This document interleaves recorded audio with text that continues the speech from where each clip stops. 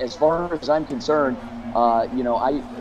Grandview should definitely be ranked higher than they are. Morningside, obviously, top of the pack, in my opinion. Lindsey Wilson having a great start to their season. So, it's good. And then you get down the top 25, you kind of make your way down and you find some of the other schools such as Dickinson State, Georgetown, Kentucky, and then one of the Arizona schools that's near and dear to my heart here. I don't know if you can see my shirt there. Or you ever see the Spirit. So, it's summing up to be a great start of the season. Well, we are going to be talking a lot about Ottawa of Arizona today, as that is SAGU's matchup. We'll get into that here in a little bit. But, you see your Lindsey Wilsons, you see your Morningsides. They're the perennial powerhouses, Vince. Now, give us maybe one or two picks as a sleeper to sneak their way in the top 25 or who are already in the top 25. And let's try to steer away from Ottawa because I know you're going to want to talk about that. There you go. College of Idaho has always been a school that's kind of hung around, and they'll continue to do that. They're tucked away. They don't get a lot of respect, but then when they get into the postseason, it's lights out for them. So they are much better than where they're reflected now. They're about a middle of the top 25 right now. I really like Dickinson State. They play in a tough conference as well, tucked away in the frozen tundra. So those are a couple of the schools that I really like. And then you may see a little bit of Arizona Christian here and there from time to time kind of sneaking in. So being in the shadow of Ottawa. But they're one. They've got a major recruiting base in the Metro Phoenix area. So, a lot of kids choose them as an alternative. Absolutely. I'm glad to hear you mention Arizona Christian as well and Ottawa. But both of those two teams play in the Sooner Athletic Conference. There are two teams currently in the top 25 from the Sooner. Break those down a little bit. I know one of them is Ottawa, but as far as the Sooner goes, are we playing catch-up? Is SAGU playing catch-up? Is Langston playing catch-up with those two teams that are currently ranked in the top 25? I think so, and the Sooner gets kind of a bad rap because they're not, they're relatively new kids on the block, yep. and they haven't been known as a very strong conference. And it just case in point, 2 years ago, Ottawa practically ran the table, and yep. They get into the postseason, and they got smacked by College of Idaho, and nobody saw that coming. But then again, when you play in a conference that isn't up to par with some of the other conferences nationally, week in and week out, it's going to happen. Right, exactly. So you have it, SAGU, Langston, kind of in that second tier of competition here in the Sooner Athletic Conference. Yeah. For our sakes, hopefully today SAGU could give Ottawa a run for their money. But let's talk a little bit more about the Sooner Athletic Conference matchups this week, Vince. Now, we went through and we made our picks. We looked at every single one. I want to go over those with you right now, Vince. So first game on the docket, okay. Let's talk about SAGU, Ottawa of Arizona. Oh, come on, guys. Why are we doing this? 76-10. I mean, what would have to, and no offense, but literally, Austin McCullough would have to not get on the team bus in order for SAGU to have a chance in this game. And even Mike Nesbitt for that matter. And I know that's a bold statement. They still have to play the game, but 76-10 last week, and these guys are just getting started. And you've got a roster full of guys that feel like they've been there forever. Austin McCullough, who's finally a senior now, and he felt like he was a senior 2-3 years ago. You got Shamar Moreland, who is the Offensive Player of the Year, but the guy is known for special teams. You've got Marcellus Chester-Riley, who is an outstanding running back. They spread the ball last week to 14 different receivers. How do you defend against that? I don't know if you can. I mean, I am actually Tim. You give us your pick for SAGU and Ottawa. I guess I'll sandwich it. I'm gonna go a little bit homer maybe, but it's just because you talk about Austin McCullough. Jordan Barlow has obviously coming off as the preseason pick as the Offensive Player of the Year. Yep. Anytime you got Jordan Barlow in the backfield, he can keep up with anybody. I almost used the example of Thursday night. The Cowboys were 10-point underdogs. Dak kept him in that game to the very end, and you're one play away. And I trust some of these SAGU defensive players like Drake Rodriguez or Keandre Belcher to maybe make a big play. So I'm going to sandwich it in there with my one homer call. I would say if you were picking a favorite, I would definitely say Ottawa is the favorite today. However, I do think SAGU has a shot. And I have no problem I guess, being the bad guy here, because I'm going with Ottawa. I think that Austin McCullough, this high-powered Spirit offense, it's a word for it, and I'm going to probably use it a lot today, is ridiculous. I mean, 70 points last week. Yeah. You mentioned before we went on here that the SAGU played Ottawa. Was it almost 4 months ago, maybe? Yep. It was very recent. It was 37-7. It was that weird. Yeah. The season was split in half, and then Ottawa comes in and they beat us by 30. They beat SAGU by 30. So I'm going to go with Ottawa again today. We're going to get into a little bit more of the matchups, here later. But let's talk a little bit more about some of the other student athletic conference matchups. Tim, give us one that you're keeping an eye on today. Well, the one I'm keeping an eye on today is Oklahoma Panhandle State, because they are just always such a hard out. Yep. And I am picking them this week. It feels like every single time they get on the field, no matter who they're playing, they are just a hard team to beat. So I think we may have disagreed on that pick, but I'm going OPSU today. And Vince, how about the OPSU Wayland Baptist matchup? I'm a big fan of Butch Henderson because he's one of those coaches that you feel like you've known forever, and he's a very steadying force with his team. You could sit there on his, on the front porch and sit back in a rocking chair and have a beer with the guy. But OPSU is going to be my pick this week. They're a little bit stronger. Correction, it's OPSU versus Texas Wesleyan. I actually went opposite of you, Tim. That's my fault. They all start to run together sometimes. I'm going Texas Wesleyan again. I think it's the only one that I go the opposite again here with you, Tim. I'm going Texas Wesleyan. They have built a great program there very quickly in just a few years, and we know from basketball, volleyball, soccer, if Texas Wesleyan's going to play a sport, they're going to play it well. Absolutely. So this could be a big breakthrough year for them. Absolutely. So I'm going Texas Wesleyan. They are kind of our rivals here in SAGU, just a little bit up 287, and there's Texas Wesleyan. But I'm going with the Rams. I think that they are competitive in every sport that they play. Absolutely. So I think it's going to be a good one. Now let's move on to Langston, Texas College. Now, these are historically two schools that are very far apart in terms of talent, but you kind of have to look at it the last couple of years. Langston, and I'm not the only one who thinks this, they took a step back a little bit. They've lost a step. Obviously, SAGU got their historic first ever win against Langston last year. We didn't throw a parade for it. We just thought about it. I'm obviously going Langston over Texas College, but they're a team to watch right now. As we talk about Arizona Christian and Ottawa, Arizona kind of taking over this conference, can Langston regain some of that footing and reestablish themselves? Back in the Central States Football League days, the Sooner, they ran this conference. It's half the reason it's called the Sooners because it's Langston, Oklahoma, you feel like. And right now it's the Arizona teams burying the rest of the Sooners. So I'm picking them today, no question, over Texas College, but they'll be interesting to watch all year long. Absolutely. And speaking of Texas College just a couple of years ago came in and gave SAGU their first loss to Texas College in what feels like maybe forever. Yeah. So I am actually going to go Langston as well, but it is a battle of a couple of schools. They may still be quite a bit apart, but Langston took a step back, and Texas College feels like it's a little bit on the rise. So it's an interesting one to keep an eye on. Vince, how about you? Who do you like in that matchup? I really like Langston here, and outside of the Power 5 schools, I mean, Langston owns the state of Oklahoma, and they are a great program, a very historic program. They recruit well. And it's all about recruiting, in my opinion. So I pick Langston in this matchup. Absolutely. And then, Tim, give us another one that you're taking a look at today.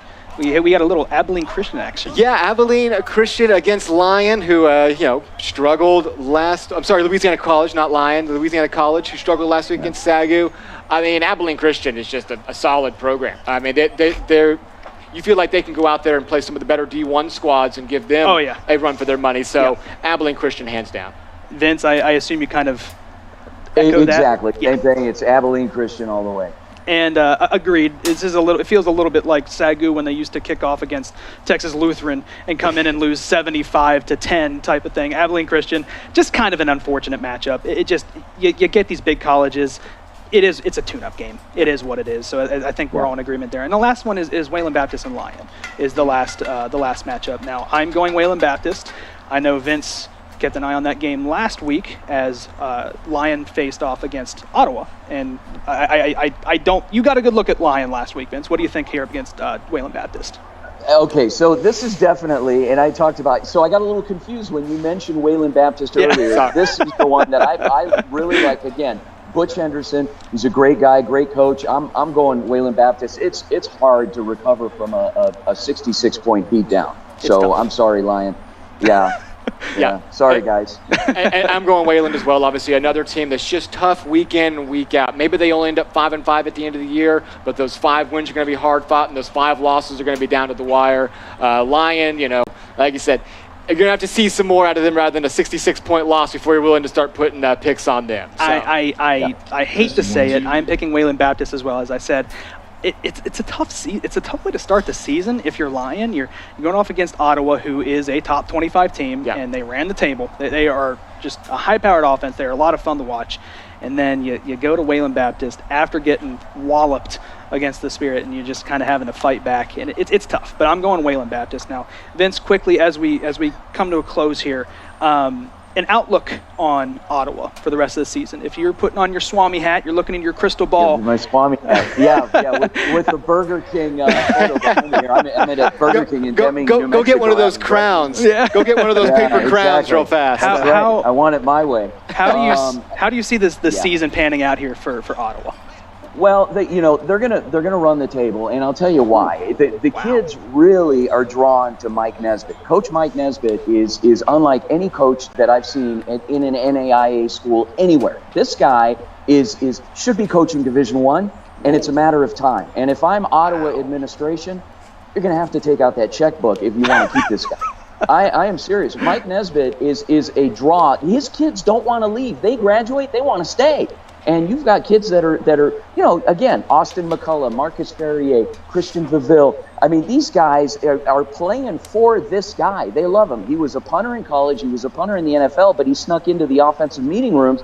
He is a special teams coordinator. He's an offensive coordinator. This guy does it all. And he is the glue that keeps this program, this machine running.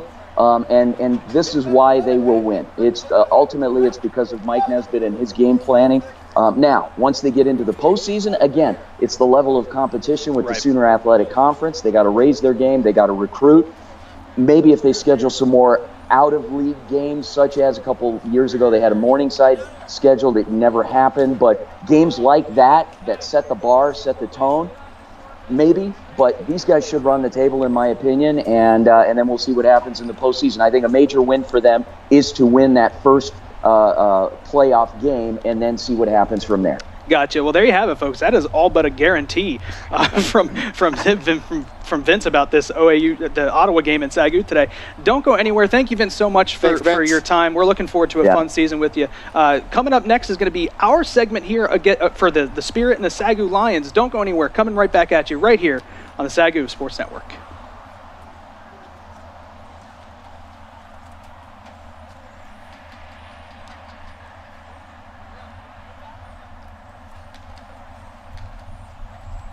Ministry and Community Organization. Your mercy's never ending, your kindness never fading. Jesus, you're always with me. You're always with me. The NAIA level is highly competitive. I know that a lot of NCAA schools will have opening round games with a lot of NAIA schools, and those are very close games a lot of times, and it's a highly competitive level, and it's been a great situation for me, and I think it's a great situation for a lot of my teammates and a lot of my peers.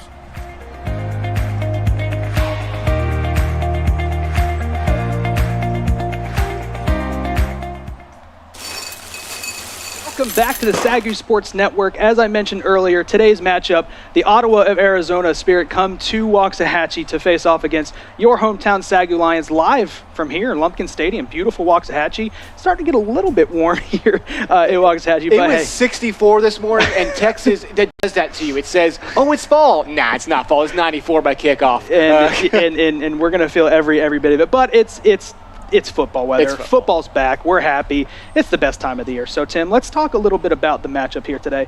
We did just get off the horn here with Vince. He's talking up, I should say, yes. Ottawa as one of these powerhouses of the Sooner Athletic Conference. I agree with him. Yep. The matchup here, as we mentioned, just a short 4 months ago, SAGU takes the loss against Ottawa 37-7, 30 point. It's a blowout at that point. It's a different season.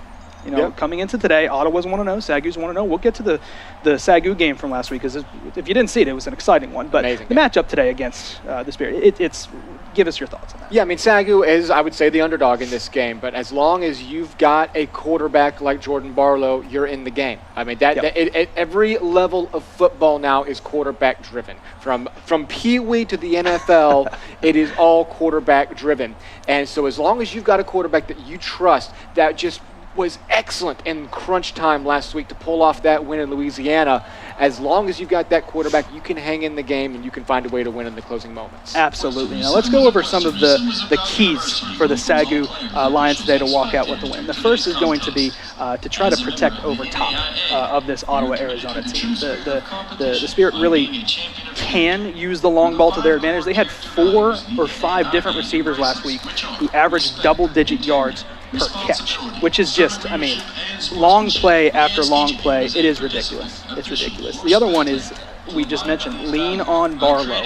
Let him lead you. He is a baller. He is a gamer. He is a winner. He may not be the best passer in the world. He may not be the best runner in the world, but he wills his team to victory time in and time out, and has been an absolute treat to watch here at SAGU. And again, just to remind you, he graduated last semester. He came back as a grad student to lead this SAGU offense.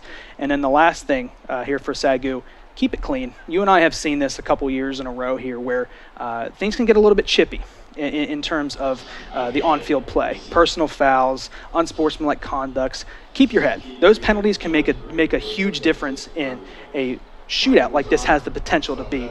And it's just big. Keep the laundry off the field. Absolutely. Peek behind the curtain here. Sorry, Tim. Sorry about that. Keys to the game. It's week 1, folks, and we don't get preseason to suss it all out. Keys to the game. First of all, spy Barlow. Yes. Jordan, you really need to watch him while he's playing. You can throw blitzes at him, but he's pretty good under pressure. Keep a linebacker back, looking at his eyes, locked in with him, and force him to make some errors. He will sometimes throw some tight passes that you can try to intercept. So if I'm the Spirit, I'm keeping a linebacker back and spying Barlow throughout the game. Second, don't use your best player. That's more of a joke than anything. Heading into the preseason, Austin Bond, the Ottawa, Arizona punter, was named the Special Teams Player of the Year, or preseason Special Teams Player of the Year. He punted once last week. So if you're not using your punter, you're winning, obviously. And last, whittle down the rushing attack. Last week, they had 6 listed running backs take 2 carries or more. Now, obviously, you got a blowout situation. You're trying a lot of different things. But one of your best players, we'll talk about here in a second, only got a few touches. Sure. So it's time to whittle it down. You're playing a much more serious opponent this week than you were last week.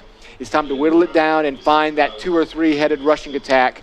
And that was a good thing last week to be able to try all 6. I doubt we'll see 6 this week. We'll probably see it down to 2 or 3. Those are your keys to the game for the Spirit and the Lions. We've got a new face with us this year. Sideline reporter Jazz Williams is with head coach Ryan Smith right now down on the sideline. Let's get his thoughts on what his Lions have to do to walk away with a victory here today. Jazz, down to you.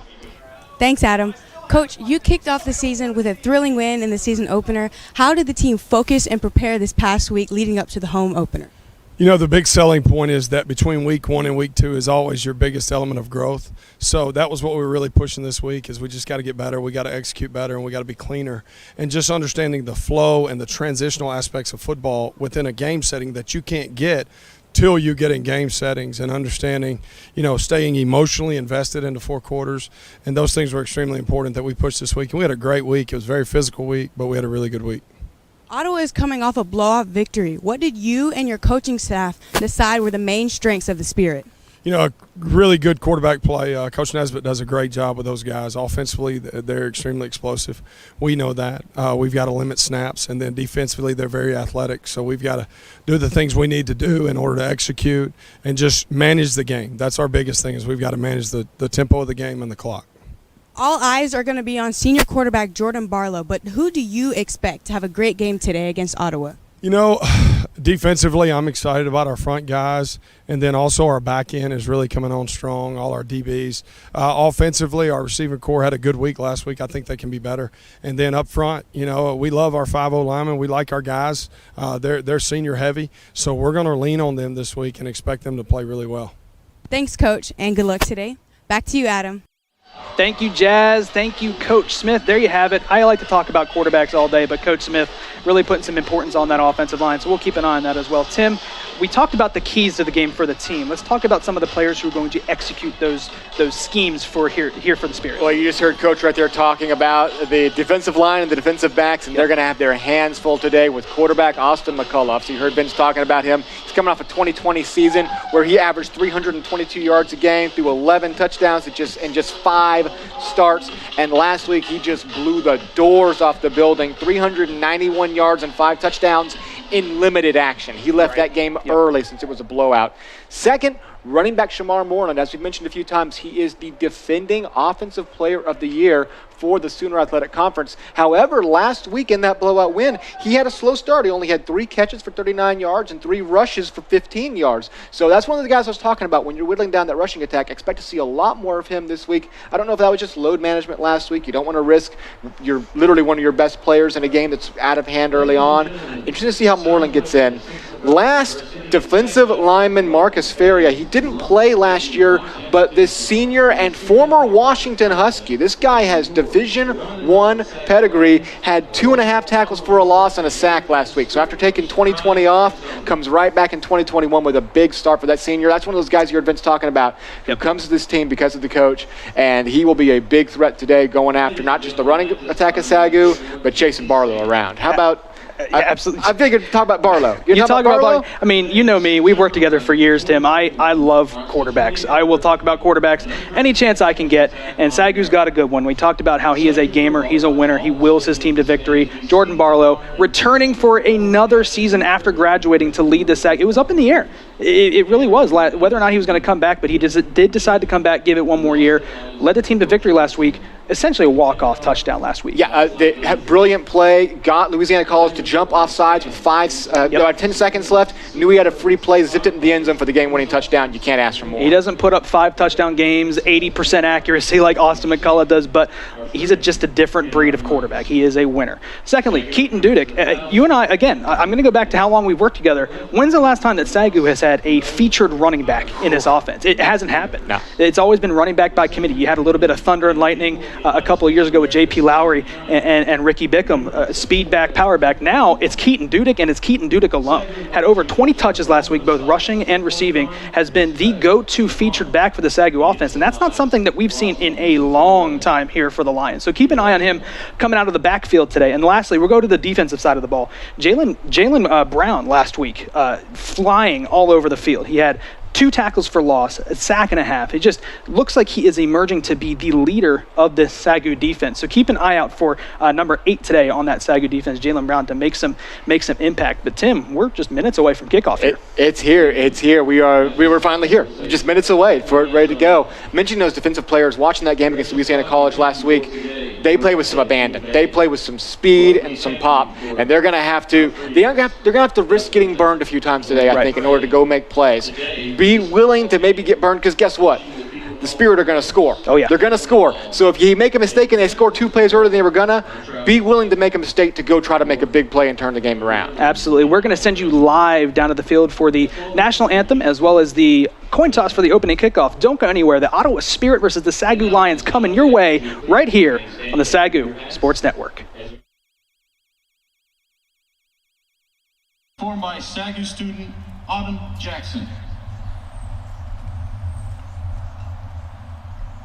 Oh, say, can you see by the dawn's early light what so proudly we hailed at the twilight's last gleaming, whose broad stripes and bright stars through the perilous fight o'er the ramparts we watched were so gallantly streaming, and the rockets regular, the bombs bursting in air, gave proof through the night that our flag was still there. Oh, say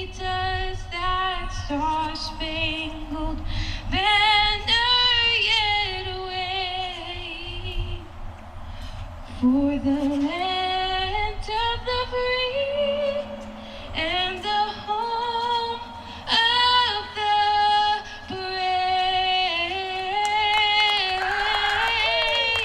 The brave.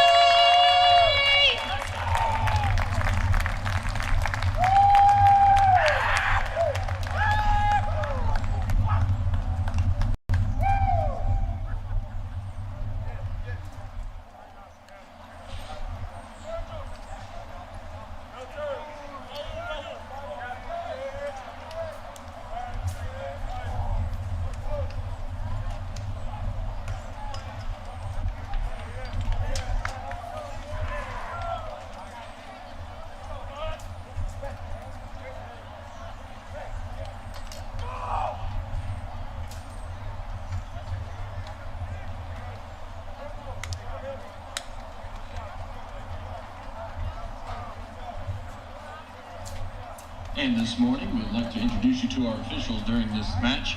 Referee Tony Acosta, umpire Preston Taylor, line judge Scott Huffman, field judge Dwayne Keith, head linesman Miguel Valera, side judge Nick McFall, back judge Eric White, and center judge here Rick Haley.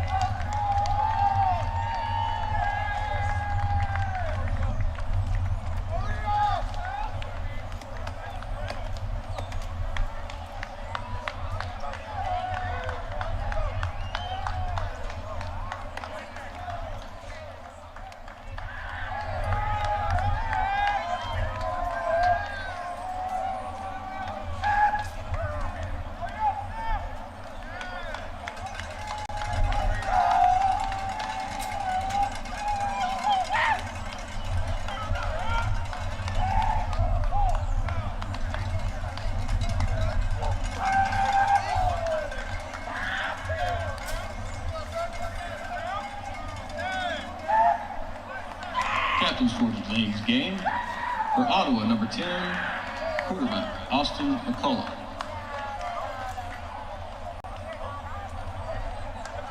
Captains for your SAGU Lions. Number 8, Jordan. And here we are ready for the opening coin toss. There you see the captains for the SAGU Lions, Drake Rodriguez wearing number 50, Big Keandre Belcher with number 99. We have Evan Greathouse wearing 66, and then of course Jordan Barlow round out the captains for the SAGU Lions, and we have Austin McCullough. Austin McCullough will be the lone captain for the Ottawa of Arizona Spirit. Here's SAGU, won the call and defer. And that is a bold move, as they are going to put their defense out on the field to face this high-powered Spirit offense. But Tim, I got to be honest with you, I love that move. Yeah, I mean, if you can go make a statement early, it's almost like going down and scoring a touchdown of your own isn't making a statement, because you know that you can score and you know Ottawa, Arizona is going to score. If you can come out and make a quick statement, force a quick 3-and-out, or at least force no points on the board, that's a big statement early on. It's the kind of choices you're going to have to make today. Go big or go home to come away with the win. Remember, of course, to follow us on all of our social media platforms. SAGU Sports Network on Facebook, at SAGU Sportsnet on Twitter, and, of course, SAGU Sports Network on YouTube. You can find live streams on all of those platforms. Be sure and share them with your friends. Get everybody out here watching some beautiful Saturday morning football from Waxahachie, Texas, as we are ready for the kickoff. Here comes Kieran Woodley to start off the home slate for the SAGU Lions. Starting on defense will be your hometown SAGU Lions. The first home game this season for SAGU, in which we hope to see a great one. Hopes are high here for SAGU. They had a good end to their last kind of odd season. But walked away with a winning record overall. Yes, they did.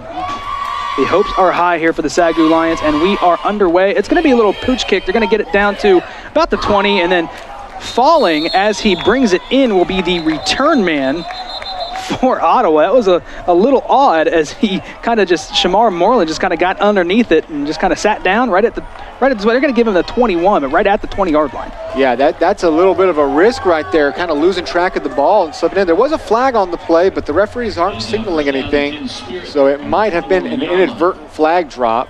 One of my keys was to keep the laundry off the field, but now it's accidentally flying. Not a good start for my predictions. But here comes the Spirit offense, again, led by Austin McCullough. He's got Shamar Moreland with him in the backfield. Looks like they're going to start out here with 3 out wide to the left of McCullough, 1 out to the right. So 4 wide here for the Spirit. Offensive line, Austin Lloyd, Nomar Laurel, Dustin Rivera, Joshua Ubeda, and Elijah Boyd-Velakis are the men up front, and they are big and they are experienced. 1 junior, 4 seniors for this Spirit offensive line. And they actually have marked the ball forward 5 yards. So there might have been an offsides on SAGU that they tacked on at the end. So you said keep launcher on the field. There's 0 seconds off the clock, and SAGU has their first penalty of the game. So here we are underway. McCullough, pistol formation. He's going to turn around and hand it off. Here's Moreland. Moreland looking for a hole, but he is wrapped up quickly. There for the initial contact was Keshawn Kelly for a gain of, we'll call it 4 on first down. And Keandre Belcher's also going to be the one here, big number 99, going in to seal that hole. And after only 6 touches total last week, that is, Shamar Moreland gets the first handoff of the game. Will be 2nd and 6 here for the Spirit. 4 out wide, 2 either side here for McCullough. He's going to change a play at the line. You can see the experience from this Spirit quarterback. And McCullough, he's going to hand it off again to Moreland. Moreland breaks a tackle, breaks another tackle, makes a man miss, cuts back, and gets wrapped up. That's a good job by the Lions to not let him get the first down, but it's going to be 3rd and very short here for Ottawa. Yeah, it looks like Drake Rodriguez is the one to finish the play off. But before that, he ditches 2 shoestring tackles and makes a 3rd man miss to turn what really should have been a gain of 1 or 2 into a gain of 5 and brings up a 3rd and 1. Let's see if this seasoned SAGU defensive line can cause some havoc here. Noah Gibson, Drake Rodriguez, Belcher, and Chavez. They hand it off again. Moreland finds a hole, cuts it up. That's going to be a first down for the Spirit, and he's finally brought down that time by Damaris Herron. And that's when you make your offensive line's job easy. Just go out, create 1 hole. You know you can count on Moreland to make this quick cut back here. As soon as he sees it, picks up his easy 5 yards on a first down. And we go high tempo here, 2 out wide. They go 2 tight end set here, does Ottawa of Arizona. McCullough changes the line, or changes the play at the line. He's back to pass. His first throw of the game. He's going to go deep down the sideline, looking for his receiver, and it falls incomplete. That is really good coverage out there by Lontarius McLean. Yeah, he was step for step the entire way, not giving any room at all to operate for Brandon McLaughlin. That's just good lock-up defending, a little bit of hand fighting, nothing that's going to draw a flag. Solid play. We will see the SAGU defensive backs at some points today, like you said, on an island where they're going to have to go man up, one-on-one, and that time the SAGU corner comes away with the victory. 2nd and 10 here for McCullough and this Spirit offense. Back to pass, quick hitter out to the flat. Got a man, he's makes a move towards the sideline, but he goes out of bounds after a short gain. That is completed to number 12, Sam Mason, the senior receiver. And this isn't quite an open field tackle, but another great job there by Lontarius McLean to close that gap down and force him out of bounds for a short gain, bring it up a 3rd and mid.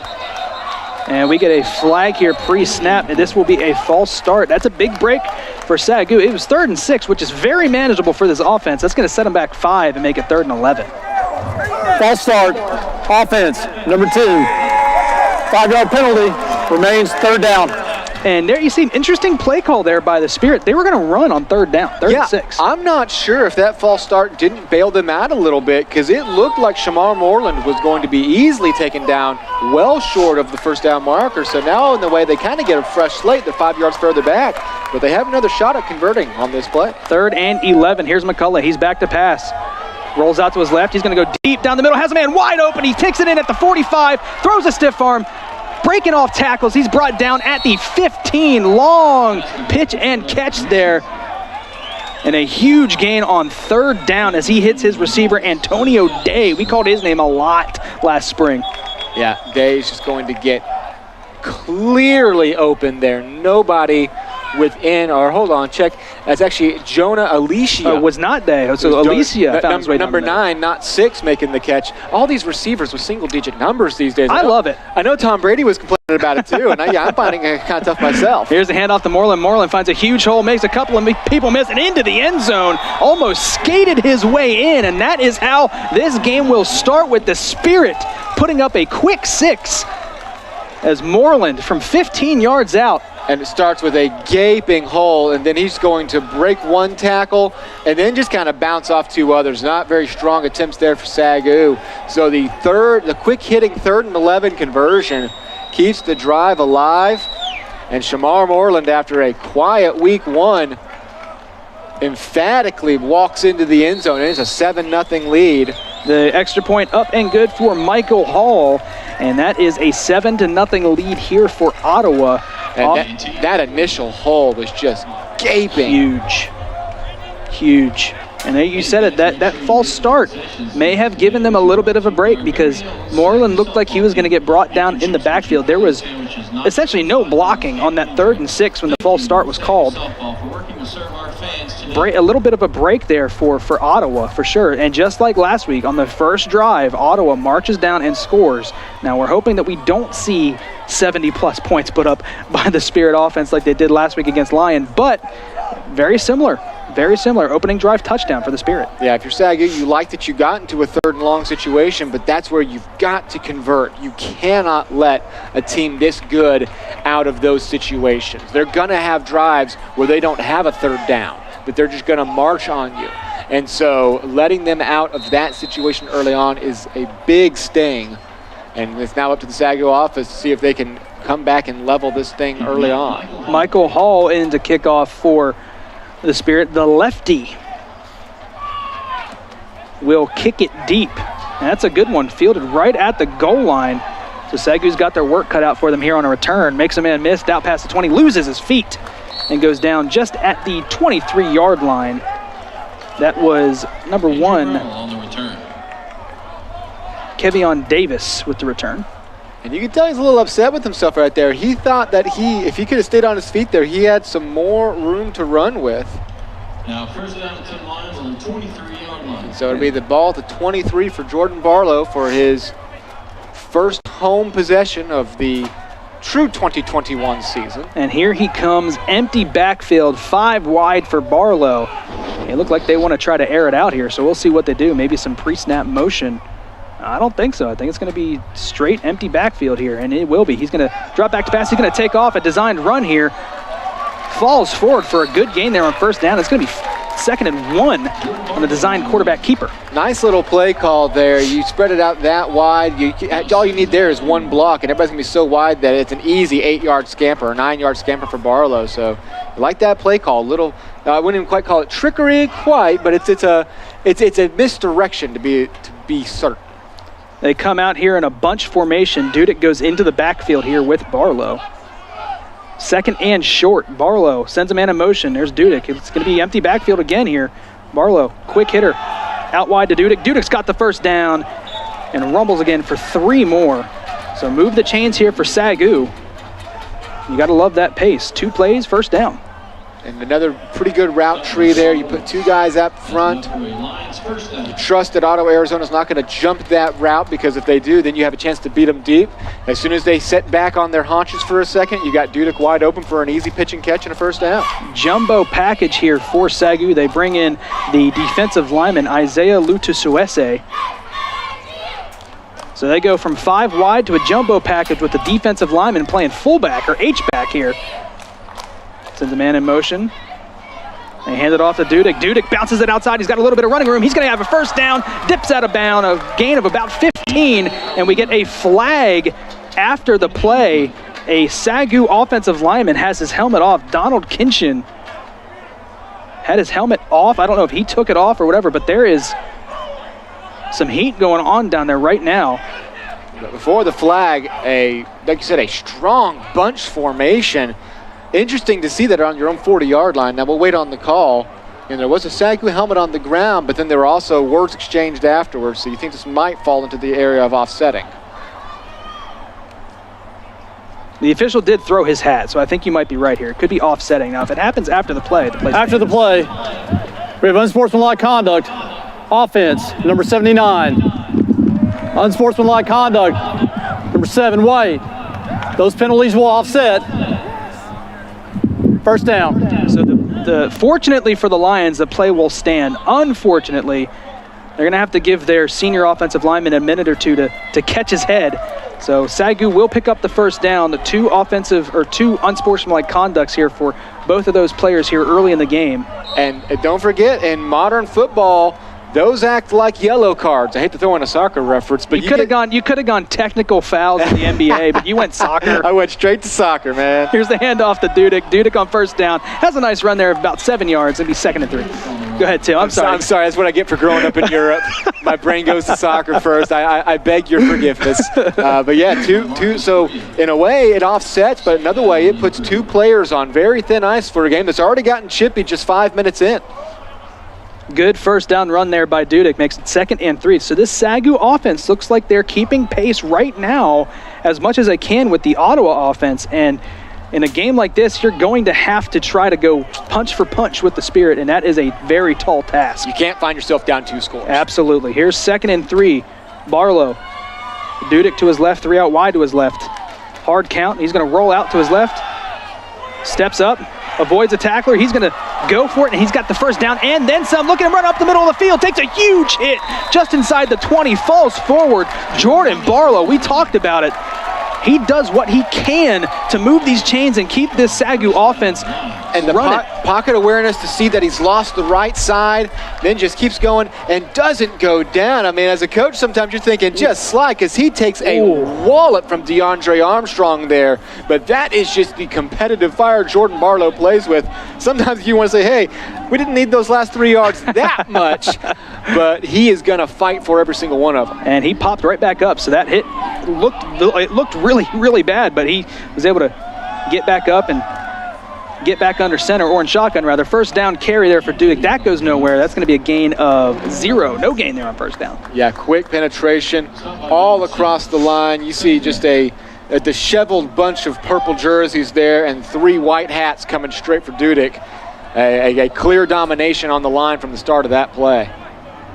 Donald Kinchin back into the game after the unsportsmanlike conduct penalty. Coach Smith gave him a couple plays just to cool off, get some water. Cooler heads prevail. He's back in at right guard for SAGU. 2nd and 10 here. 2 men in the backfield here with Barlow. He sends a man in motion. That is Zachary Johnson. Hands it off to Dudek. Dudek looking for blocking. He cuts it upfield and then down after a decent gain there on 2nd down. It's going to make it 3rd and we'll call it 7. And this is an important 3rd down here for SAGU. This is a very big 3rd down. Obviously, you like your kicker. Kieran Woodley's been a successful kicker for you for a few seasons now, but this is not a game where you need to be matching touchdowns with field goals, especially not in the first quarter, not when you know how good this Ottawa, Arizona offense is going to be.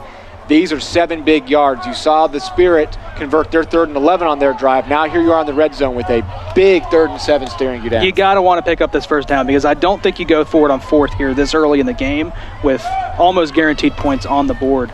He's going to fake the handoff. He's going to go deep to Jamal Long, and it's overthrown. Was looking for his big receiver there in the end zone, and he could not come down with it, and they will indeed send on the kicking unit.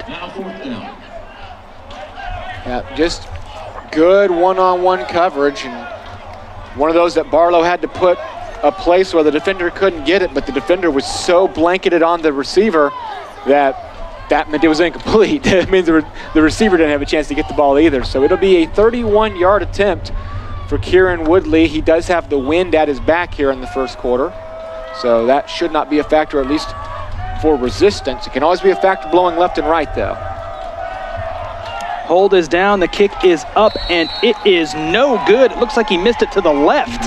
So as we said, it was an important third down for SAGU not to go for it on fourth with almost guaranteed points, and I think I jinxed it. Missed the field goal, so SAGU will come away with a pretty good offensive drive that results in no points, and that's where Ottawa will come back out here on offense, looking to throw another haymaker, potentially go up 14-0. Yeah, that stings right there. To put together a drive that starts at your own 23-yard line, convert some big plays, to get down the field, get down inside the red zone, and walk away with no points. That hurts early on against a team that you know is not going to let their foot off the gas. Ottawa, Arizona taking control here at the 20-yard line, the same field position that they had more or less to start the first drive in which they scored a touchdown. Here's McCullough back to pass. He's going to take a deep shot, and it is intercepted off the tip, down the sideline. He's down to the 20, down to the 10, makes a man miss, into the end zone. SAGU answers back with a defensive score of their own, and that is huge. Off the hands of the initial defender, picked off by Kevion Davis, and he takes it all the way back down for a touchdown, and we are tied. This is just a miscommunication. This is a poorly placed ball. You see right there the wide receiver starting to bounce. He realizes he's overrun his route, and both defenders crashed on it. At first, it looked like SAGU had missed their opportunity, but Davis cleans up the tip, and just like that, disappointment turns to elation as SAGU comes out with a chance to tie this game. And there you see the SAGU, the first time that we've seen it here, the turnover chain for the SAGU Lions being worn by Kevion Davis. Here's Whitley on for the extra point, and it is good. Now we are tied 7 apiece. So the offensive series ends at no points, but the first play from your defense, we heard Coach Smith talk about it, how much he is relying on this defense to make plays today, and that's going to make you thrilled if you're head coach Smith and defensive coordinator Jared Hutchins. Yeah, that's the kind of thing that you're going to have to do today to pull off the win, is make some huge plays like that, and that is a big statement play early on. Again, what just appeared to be a little bit of miscommunication. McCullough's dropping that pass in, and it looks like his top receiver had overrun the route, but it's the defenders who have the luxury of being able to full-time look at the quarterback and crash back a lot quicker. And for a second, it looked like SAGU had missed their opportunity, but Davis corrals that in and takes it all the way. So, yeah, you go from driving down the field and getting no points to then immediately tying the game up. What a huge turnaround. Absolutely. So SAGU, Kieran Woodley will kick off here. We'll see if they decide to go with the same strategy here on kickoff, the pooch kick down to about the 20.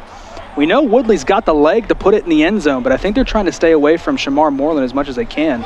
And they will indeed do a end-over-end pooch kick, but it's fielded by Moreland. He's going to cut back all the way across the field, and this is dangerous. He's got a lot of room to run. If he can hit that hole, he's going to get brought down just shy of midfield. That was almost disaster for the SAGU kickoff team, but great field position here for Ottawa as they take over right at midfield. That pooch kick felt like it didn't have quite enough hang time. It got to Moreland's hands a little too quick. You see all of SAGU's kick hands team is still around the 35-yard line. When you have a pooch kick, you want to be down to the 25-20 by the time it's actually landing in somebody's hands, and it really was on the first one. That one didn't seem to hang quite as much, and because of it, Ottawa, Arizona is going to start off with great field position just in the shadow of midfield. So here is McCullough coming off the pick 6 here by the SAGU defense. We'll see if they elect to run the ball here on first down, try to get a little bit of momentum going back their way. And they will hand it off. Moreland cuts it upfield. He's going to get brought down in the backfield. That's going to be a tackle for loss by Drake Rodriguez, as well as big number 55, Noah Gibson. Yeah, you see Gibson just coming off the corner there, disrupting that play. They're going to call it a gain of a no gain. It sure looked like a TFL from up here.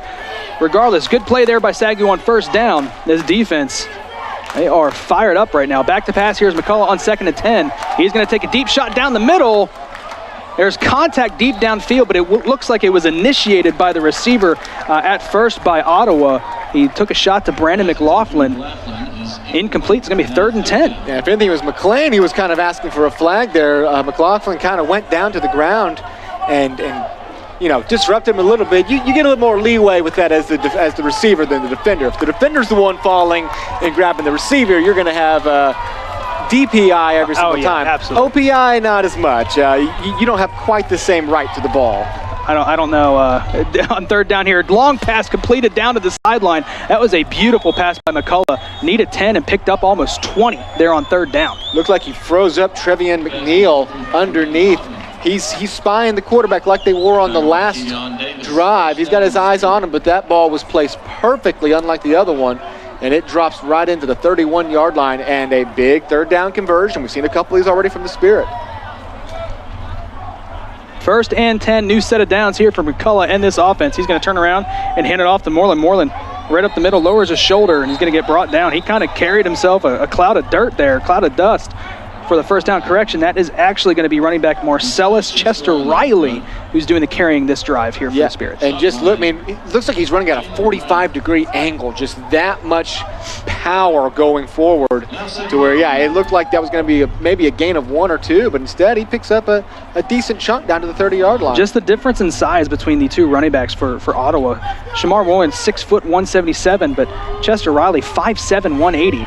Low center of gravity, RPO, complete across the middle, down to the 10. He may have a touchdown, and he will. Spins off a tackler, and just like that, Ottawa answers back. The RPO run perfectly by McCullough, finds a man wide open down the middle, and they're going to end up scoring and taking the lead right back here from the Lions. Yeah, and that's going to lock every single DB in place for around half a second, and that is way too long for Austin McCullough to easily pick up his receiver over the middle who had enough room to scamper in.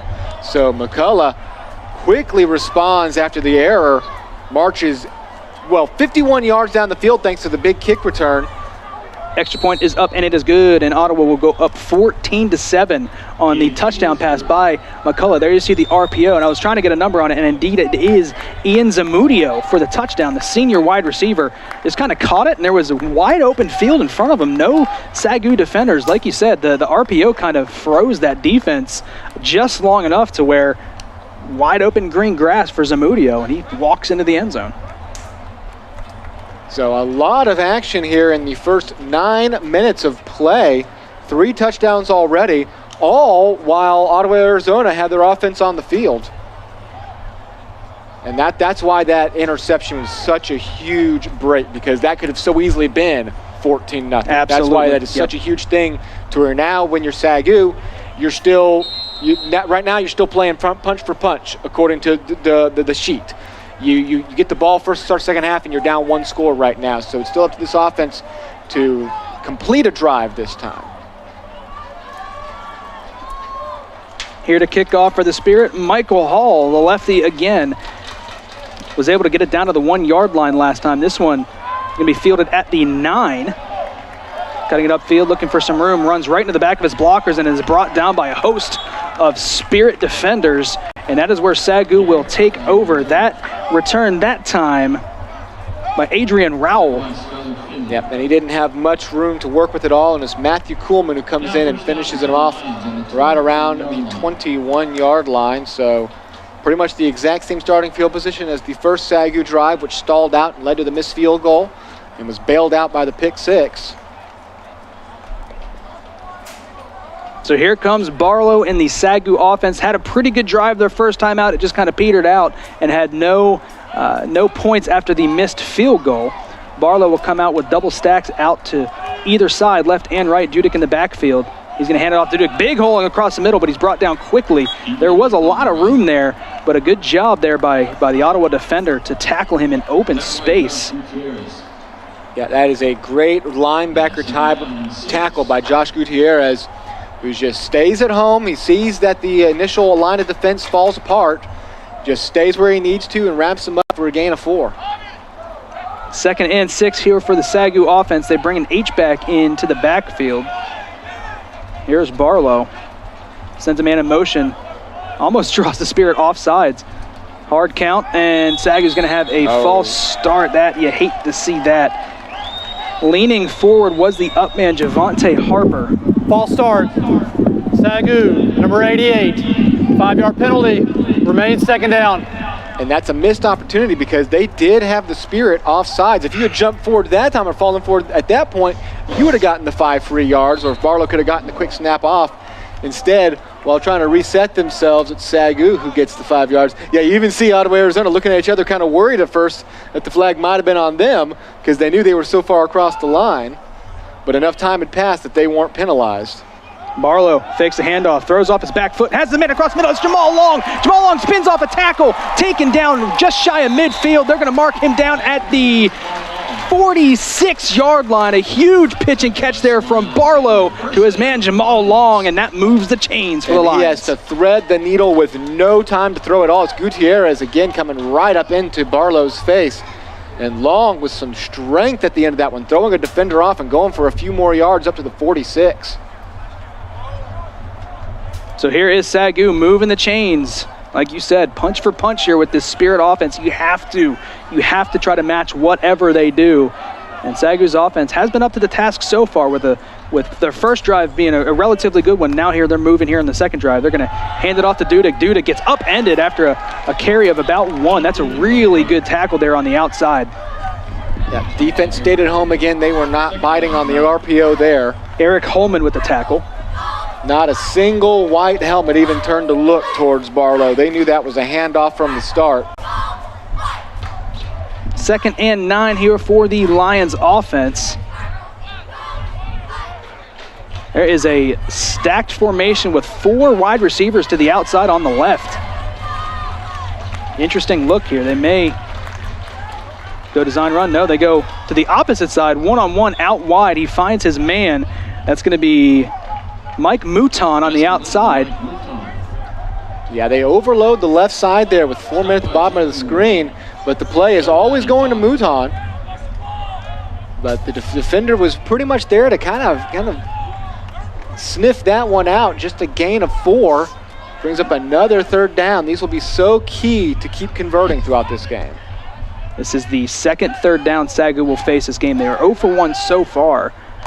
Here's Barlow. He's back to pass. They bring pressure. He steps up, dumps it out to Dudek. Dudek makes a nice snag, and he's got the 1st down and then some. And then we get a flag. It looks like they're going to get Ottawa, the Ottawa defender, for taking him down out of bounds a little bit after he was already out. That's Josh Gutierrez. And this is just a snag by Dudek. That ball is not perfectly thrown. It's where he had to throw it because he was under so much pressure. Yeah. Personal foul, face mask, Ottawa, number 4. 15-yard penalty from the end of the run, automatic 1st down. And there you have it. It's the face mask. I must have missed it down there amongst all the players on the bench, but a face mask gives him an extra 15. Honestly, either way, he got he got fully thrown when he was already clearly out of bounds. So one way or the other, that was going to be a free 15.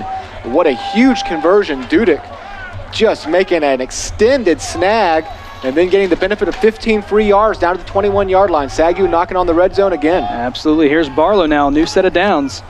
Fakes a handoff, dumps it out wide to Johnson. Johnson trying to get it upfield, and he's going to get a nice little gain there on 1st down. Going to make it 2nd and 4.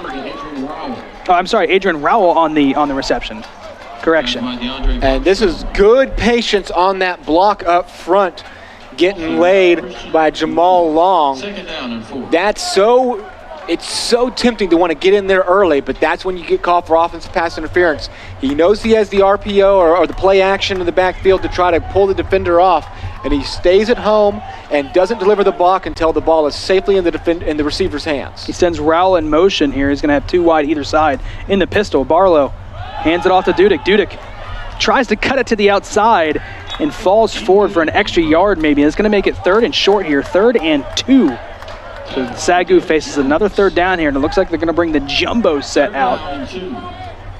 That jumbo look worked pretty well when they were on their side of the field on their last drive.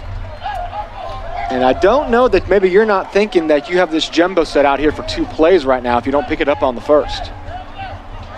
Again, they bring in defensive lineman Isaiah Lutu-Suese in as an H-back. Dudek to the left, send a man in motion.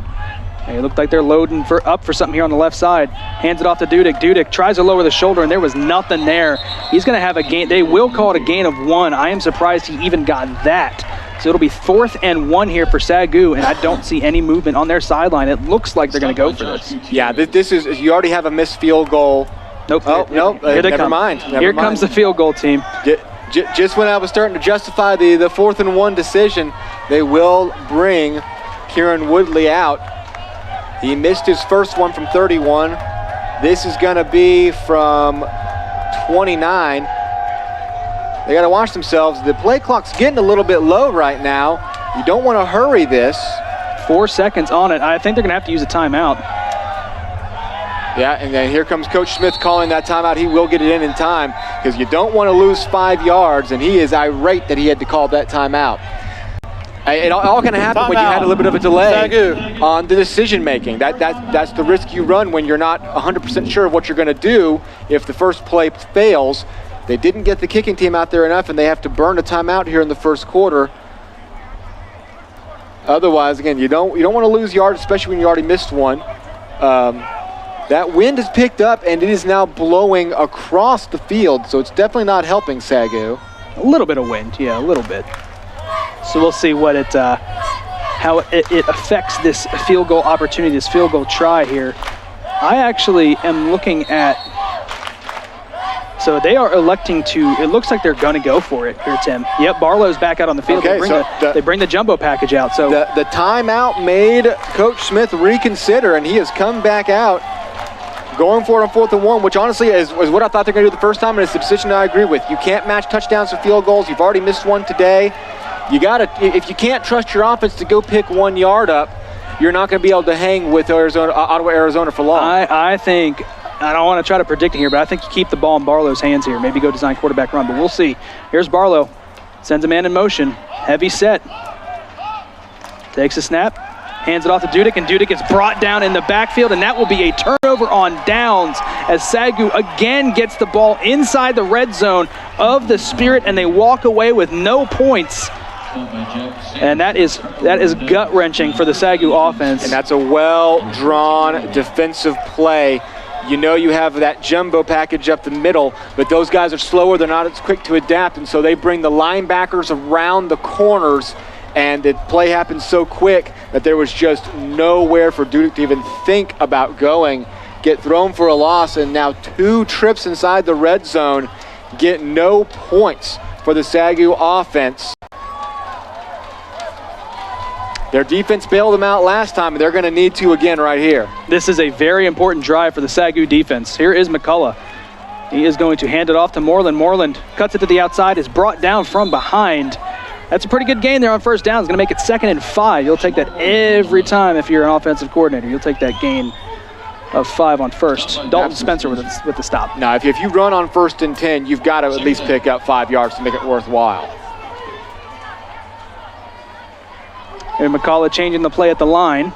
3 out wide to the left, 1 to the right, pistol formation. He's going to turn it off and hand it to Moreland again. Moreland bounces it outside, cuts it back up inside. He's going to get brought down by a host of Lions. That's right at the first down marker. I think they're going to give it to him. Yep, they're going to. And they will, yep. Yep, got just enough, and that is the final play of the first quarter. And so the period will end with the Spirit leading 14-7 as we will switch sides. 2 long touchdowns, or 1 long and 1 medium touchdown drive for the Spirit. Meanwhile, SAGU's offense goes down the field twice with no points to show for it. Thankfully, they have a Kevion Davis pick 6 that has them in this game right now. But you feel like this is a crucial drive. We said you can't go down 2 scores. The moment you go down 2 scores, this is catch up for the next 30, 40 minutes. You're going to be 1 step behind. That's why it was so crucial to try to come away with any points on that last drive, and you didn't. So it's a very crucial drive for it. Just being the start of the second quarter, you feel like this is going to set the pace for the rest of the game. Let's go back to the SAGU possession on 4th down there, Tim. Are you an advocate? Do you like running jumbo set out of the shotgun? Are you a under center quarterback sneak? Get the couple inches you need for the first down. I'll always lean a bit more traditional. My thought process is that when you're in a situation right here, you're giving the ball to Dudek at the 17-yard line.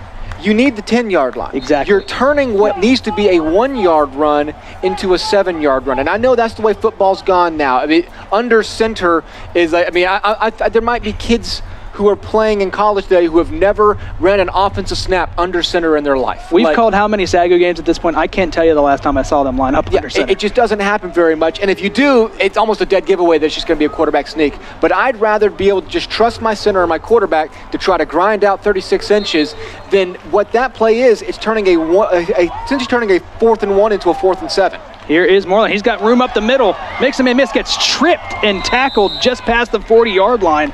I don't know if that was intentional, but it caught the feet of the SAGU defender, Damaris Heron. Look at this here. He kind of just stuck his foot out after the missed tackle. Yeah, that was close to not being inadvertent. That's tough. That could have easily been a personal foul. McCullough going across the middle, has his man completed down at the 35-yard line.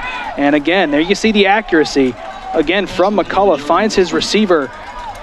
And just so dangerous going right at the heart of the defense. They're not going corner to corner. They're not trying to rely on toe taps. They're going straight to the middle of the field, and with excellent route running are getting guys wide open. Here is McCullough, comes out. He's going to hand it off again. Here's Moreland. Tiptoeing his way around the defense. Another good carry there on first down. It's going to make it 2nd and 3.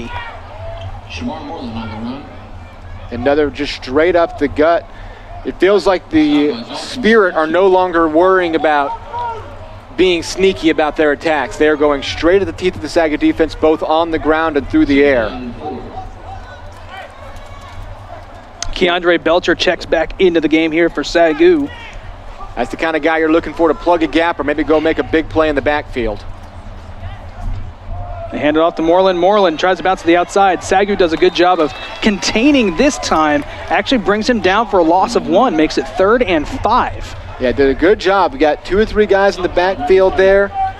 And Damaris Heron hanging on to really be the key guy to slow him down. And now another 3rd and 5. SAGU has not been able to get off the field on these 3rd downs yet. Marcellus Chester Riley checks into the game for Moreland.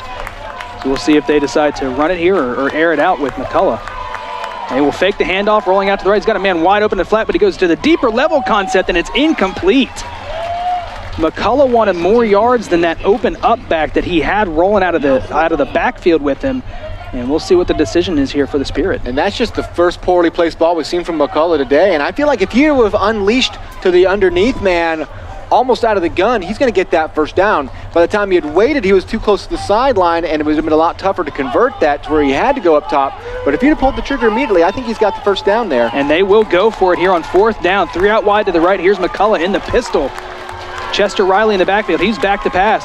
He's taking a shot deep across the middle, and it is incomplete. SAGU's defense up to the task. Turnover on downs, and the offense will come back out here for the Lions. And Tim, we said it at the beginning of that defensive series. That was a huge, huge drive for the defense, and they were up to the task. They were up to the task at just the right moment. 3 straight plays with no yards allowed.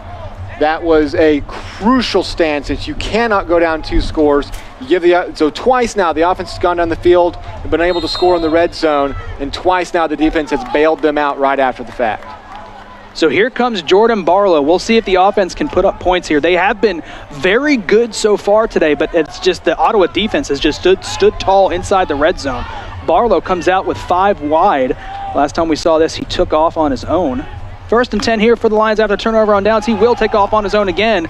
Lowers the shoulder, spins off a tackle, and picks up 4 on 1st down. SAGU may have gotten away with a little bit of a hold there. Oh no, it looks like he just kind of got behind him. Yeah, just one of those times he let loose just in time. You don't want to be caught grabbing a guy's full shirt and extending it. So he did just enough to misdirect him, but not enough to hold and get called for the flag. Short gain there on 1st down makes it 2nd and 6 here for Barlow. New man in the backfield is Kevin Busby, so Dudick gets a breather here on the sideline. They have been using him a lot today. He fakes a handoff, he pumps, he's going to go across the middle, has a man, complete, 1st down, breaks off a tackle, falls forward for a little bit more yardage. That is a 1st down for the Lions. Zachariah Johnson with the catch. And you see Barlow going through his read progressions there, pump fakes once, looks again, sees that he has Johnson with just enough room to thread the ball in there. Big 1st down, ball back towards midfield. Looks like SAGU may go with the bunch formation here. They will. Busby in the background, the backfield with Barlow, the freshman. Out of the bunch, Barlow back to pass. He rolls out to his right. He's going to unleash it, has a man, and knocked away. What a play there by the defensive back for Ottawa. Travis Cutright the second on Jamal Long, and Jamal Long is not an easy cover. No, Cutright is going to stay on his hip pocket the entire run here. He knows he's probably the only guy left to really be a target, dives in front, and just makes an excellent swat on that pass. That is such a hard play for a defensive back to make. That is quite a play there by Cutright. Yeah, when when the receiver has put himself between you and the ball, to be able to go around and not get flagged for pass interference, make a clean play on the ball, that's just an impressive move. Absolutely. So it's going to be 2nd and 10. Hands it off to Busby. Busby cuts it upfield for a gain of 4 there on 2nd down. So we'll call it 3rd and 6. And again, we reach a very important 3rd down here for SAGU. They converted a couple 3rd downs last drive. We'll see if they can keep this going. Yeah, this is another big one. This is a situation where every single time you give the ball away down 7, you just run that inherent risk of finding yourself on the wrong end of a mountain. You've got, as long as you have a tie game within sight, you need to find a way to go capitalize. Absolutely. Here's Barlow, 3rd and 6. Hard count, takes the snap, rolls out to his left, throws it to the sideline. Good coverage. It's brought in. Is that a catch? It is not. It is incomplete, just out of bounds. Jamal Long went up and got it and just could not get his foot down. I'd like to take another look at this because it was awfully close. Long's going to go up. He's getting pushed. Got the ball there. And let's see where this first foot comes down. Oh, that is so close. Ooh, that is very close. It's just impossible to glean. Oh, man. That's the one where you just got to trust that both officials who were looking right down that line did see a toe touch that line. But, oh, either way, just devastatingly close to a great catch. And, yeah, it's just it looks like the tip of that toe might be on the line. You just got to trust that the guys looking straight down the line were able to clearly see it. They will get the punt off from Seth Green. Fair catch called for and brought in at the 15-yard line by Shamar Moreland. So we see SAGU's first punt of the morning, afternoon, whatever you want to call it at this weird time of day. It goes inside the 20, and that's where the Spirit will take over. Looking at the game stats here, 187 total yards for the Spirit. SAGU with 134 and no points to show for it. The 7 on the board, but it's not because of them. I've often just used that simple, it's a simple 1-to-1 ratio. Every 100 yards needs to net you 7 points on the scoreboard. As simple as that. And you're at 134 right now and no points to show for it. We'll see if the SAGU defense can hold tight here again. They've been very good today. They've stepped up in very big situations. Ottawa does have 14 points to show for it, but SAGU has had a couple of key stops, including an interception for a touchdown. On 1st down, they will hand it off, and then the pile gets carried for about 3 more yards. And that's going to be a good gain there on 1st down, I believe, by Marcellus Chester Riley. Yeah. And it is. And we have seen a 2 running back set today between Chester Riley and Moreland. As we kind of predicted in pregame that this is how they were going to move forward. Did have a flag on the play, face mask, so it's 15-yard penalty from the end of the run. Automatic 1st down. Drake Rodriguez on the face mask. It sounded like our official's microphone cut out there for a second, but it came through. That would be a 1st down for the Spirit, and that's what you hate to see. Yeah, you can't hand 15 free yards at the end of a little 6-7 yard scamper. So new set of downs. Here's McCullough. He's going to hand it off to Chester Riley. This time shorter run. That's going to be about 3 yards. Makes it 2nd and 7. Besides Chester Riley on the run.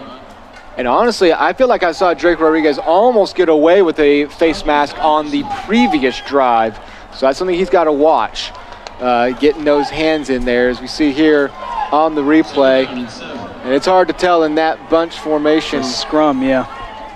McCullough rolling out to his right. Pumps. He's got time to throw. He's going to go across his body. Brought in. What an adjustment there by the receiver to notice his quarterback was in a little bit of trouble and comes back to get the reception. That is just a heads-up route there by number 16, Paul Oddity. That is a great route to come back. This is what you don't want to see your quarterback doing.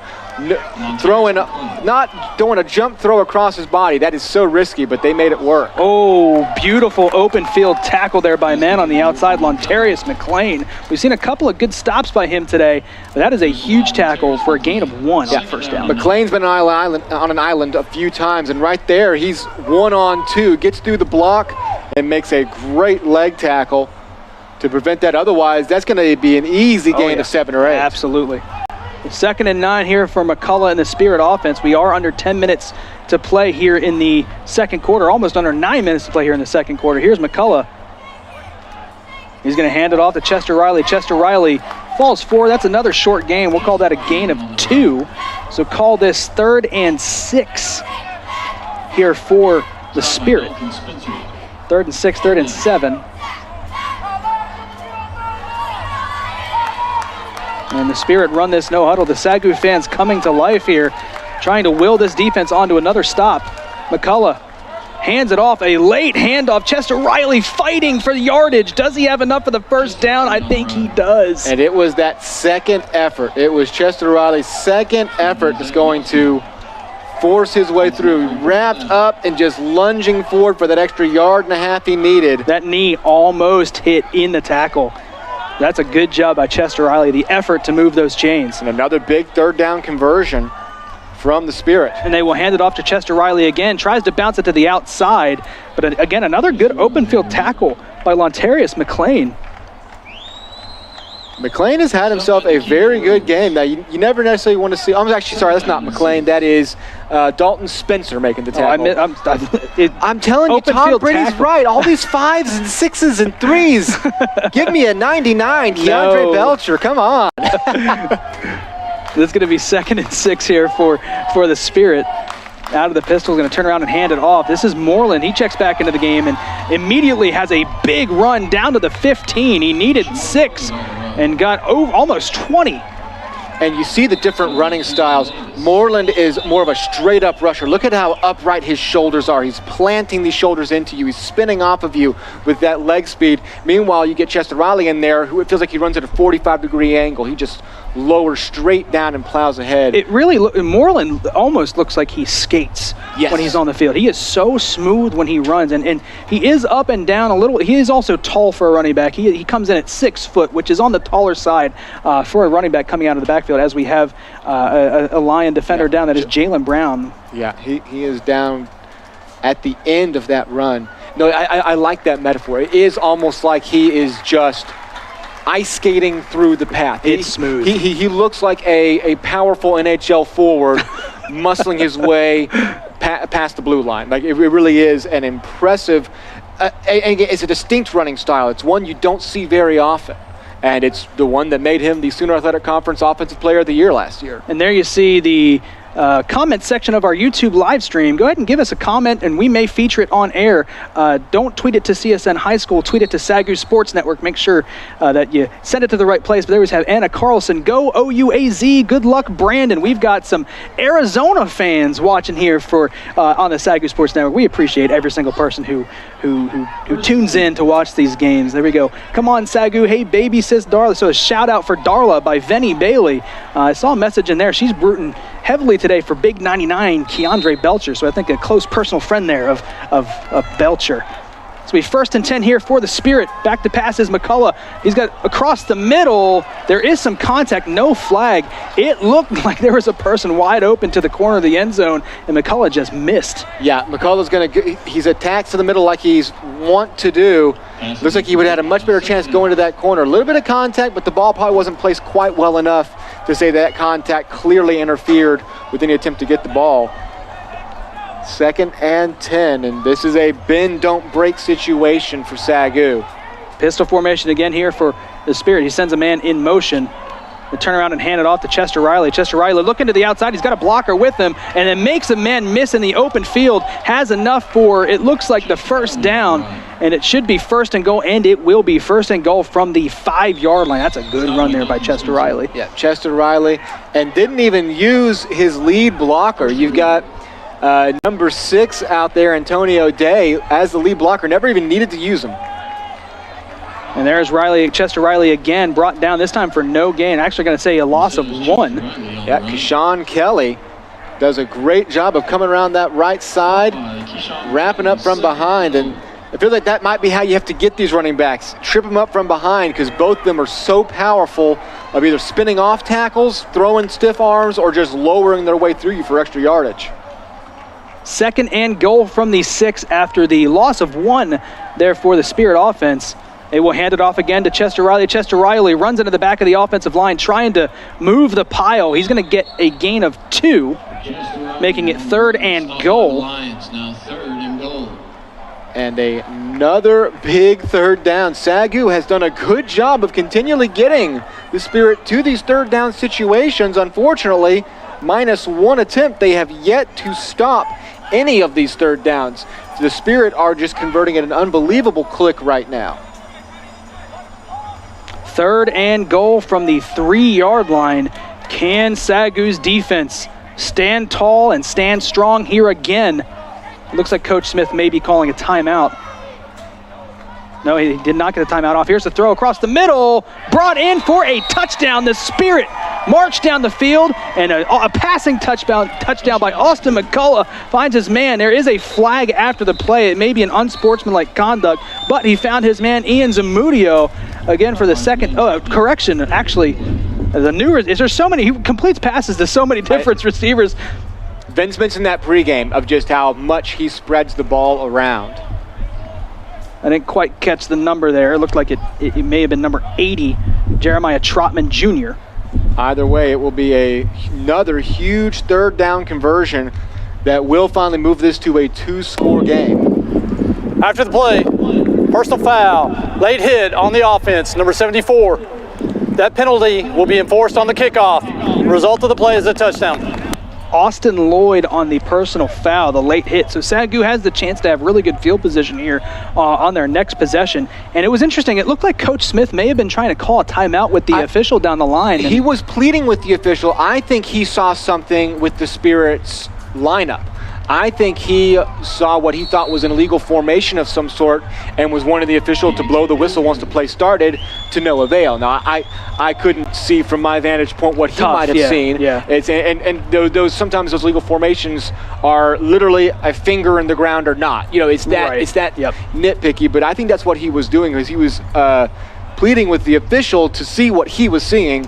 He did not get it, however, and the Spirit go up 21-7. So let's talk about overall game theory of how this game needs to move forward. SAGU gets the ball first to start the second half, which means there is still a chance at this point to get back to a 1-score game and cash in on your extra possession. But it means this drive is now worth everything. You just can't find yourself going into the half down 2 or more scores. So this is a crucial drive for SAGU to stay toe-to-toe in this one. Look at the numbers there for Ottawa, the total yards and the rushing and passing, the balance that they have rushing. We talked about McCullough, all day long, how good he is at the quarterback position. Their running backs also, and a big shout out to the offensive line. I mean, it starts up front, and their offensive line has opened up a lot of holes today for the Spirit, and they've taken advantage. Neither Moreland or Chester Riley have had to break many backfield tackles. Not at all. They've had a head of steam for 3 or 4 yards before the play even gets started. And that's a pretty good kickoff. Excellent. And it will go out into the end zone for a touchback. So SAGU had the chance to have good field position after the personal foul, and it looks like that's kind of a little bit deflating if you're the Lions, because they moved them back 15 yards and it still ends up in a touchback. But what a kick there by Michael Hall. He's got a leg on him. Kind of taking the risk of just kind of going with a line drive kick, knowing SAGU was pulled up, hoping the ball would land around the 15-20, and he launches a line drive to essentially erase the penalty. So you always now. I have a feeling that play will still come up in Monday morning film sessions about tacking on 15-yard penalties after touchdowns. But at the moment, the kicker pretty much completely erased the situation. SAGU comes out, 1st and 10, 6 minutes left to play in the first half. 3 out wide to the right here for Barlow. Busby is still in the backfield. And they will hand it off. Busby, little counter action, tries to break a tackle. He does break a tackle, bounces it to the outside, down past the 40, breaks another one, gets out of bounds. That play looked busted from the start, but a good job by Kevin Busby to keep his feet and pick up a huge gain there on 1st down. No idea how he stays on his feet here. He's wrapped, he's falling to the ground and getting wrapped up. If anything, I feel like the second defender might have helped him regain his balance. And he's able to break out and step out of bounds a little bit earlier than we thought he did, but he still gets up to the 46-yard line. What a carry there on 1st down. Busby, my goodness, the freshman. To kickstart what is a very big drive for this SAGU offense. Here's Barlow, 3 stacked to his right. New set of downs, 1st down. Barlow fakes a handoff and completes the pass to the outside, but that is a quick tackle there for the Spirit defense. What reaction. And it's going to be a short gain on 1st down. They were, for SAGU, they were in danger of having that route jumped Oh, yeah. Another step or two, and that's going to the house the other direction. That's the risk you run of running a play-action situation. If you don't freeze the defenders, that gives them one extra step to move forward. Instead, if they say, no, I'm not, I don't even care if you hand it off, I'm getting to my receiver, that's the danger of having kind of that slower play-action setup. Is a gain of 4, though, after all that. Here's Barlow now on 2nd and 7. He's going to fake the handoff, try to go across the middle, gets batted down, incomplete. So that will be 3rd down. And if you're SAGU here, this is the biggest 3rd down of the game to this point, because you want to convert here, keep the clock moving, and potentially score. But if you give the ball back to Ottawa with this much time, you're in tough shape there on defense. This is crucial, because not only do you really, really need points before halftime, you really, really, really can't afford to give up any more points before halftime. So this is a very big play to keep this drive moving and to keep this game from starting to look lopsided. So here's Barlow on 3rd down. A huge down here for the offense. The flag comes out. Barlow steps up, looking for a receiver down the sideline. He's got Jamal Long in and out of his hands. He could not bring it in. There is a flag alongside the SAGU sideline. It looks like that's just going to be an illegal motion. And I'm not even sure if this catch would have counted. The official's hat had come off. So it's possible that Long had already stepped out of bounds and it wouldn't have been a legal reception. Right. So we'll see the call here. Sideline warning, SAGU. First warning. So sideline warning, not an actual penalty per se, but they got to be careful there. That's why you always need what we like to call the get-back coach, whose only job it is to yell at you to stay off that white line on the sideline. So SAGU here will have to come out and punt after the drive stalls. So with 4:30, a little bit less when Ottawa gets the ball here left to go, Ottawa is in good shape here to potentially drive down and get one more score before half. Oh, man, with 4:30, just about anything can happen 2 or 3 times at this point in the game. And, you know, Ottawa's offense has moved methodically, but you know they can move quick as well if they need to. Seth Green's punt end over end, and it's going to bounce. That's a huge SAGU bounce. It looks like it's going to settle right just outside the 5, and Seth Green does a good job to get the ball down inside the 10-yard line, almost at the 5. Nope. Very good punt. Make the Spirit face their worst starting field position of the half thus far. If they're going to score, you're going to have to go 90-plus yards. Essentially, I mean, that's a good job there by the SAGU special teams. Yeah. So 1st and 10 from the 6 here for the Spirit. And as I said a moment ago, you really, really needed points there. But you absolutely cannot. If you want to stay in this game, you cannot allow points on this drive. So here is McCullough, sends a man in motion. He settles on that right side. 3 out wide to the right, 1 to the left. Pistol formation here for McCullough. And he is back to pass. He's going to go deep down the sideline, and it is incomplete, overthrown. Good coverage there by the SAGU defender on an island. Isaac Gowdy is going to run step for step the entire way. Prevent the receiver from ever making that move he needed to, and a deep ball falls harmlessly 4 or 5 yards ahead of them both. Was intended for Jordan King on the outside. 2nd and 10 here for the Spirit.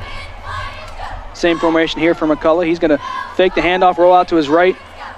Levels concept. He's got his man enough for the 1st down, past the 20, and that will move the chains here for the Spirit.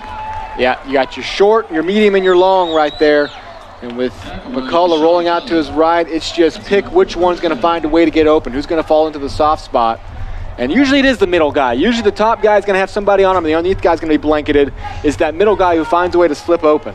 McCullough hands it off. There's Moreland. Moreland gets brought down. Oh, Belcher had his hands on him, but spun out of the tackle. Fortunately for the Lions, there was a host of defenders there to help clean that up, but Belcher did a good job with that initial contact.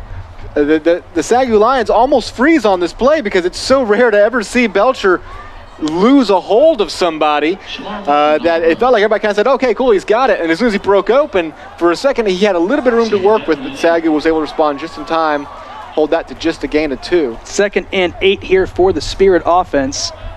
3 to the left, 1 to the right. Pistol formation. They're going to fake the handoff, go across the middle, and it's incomplete off the hands of the intended receiver.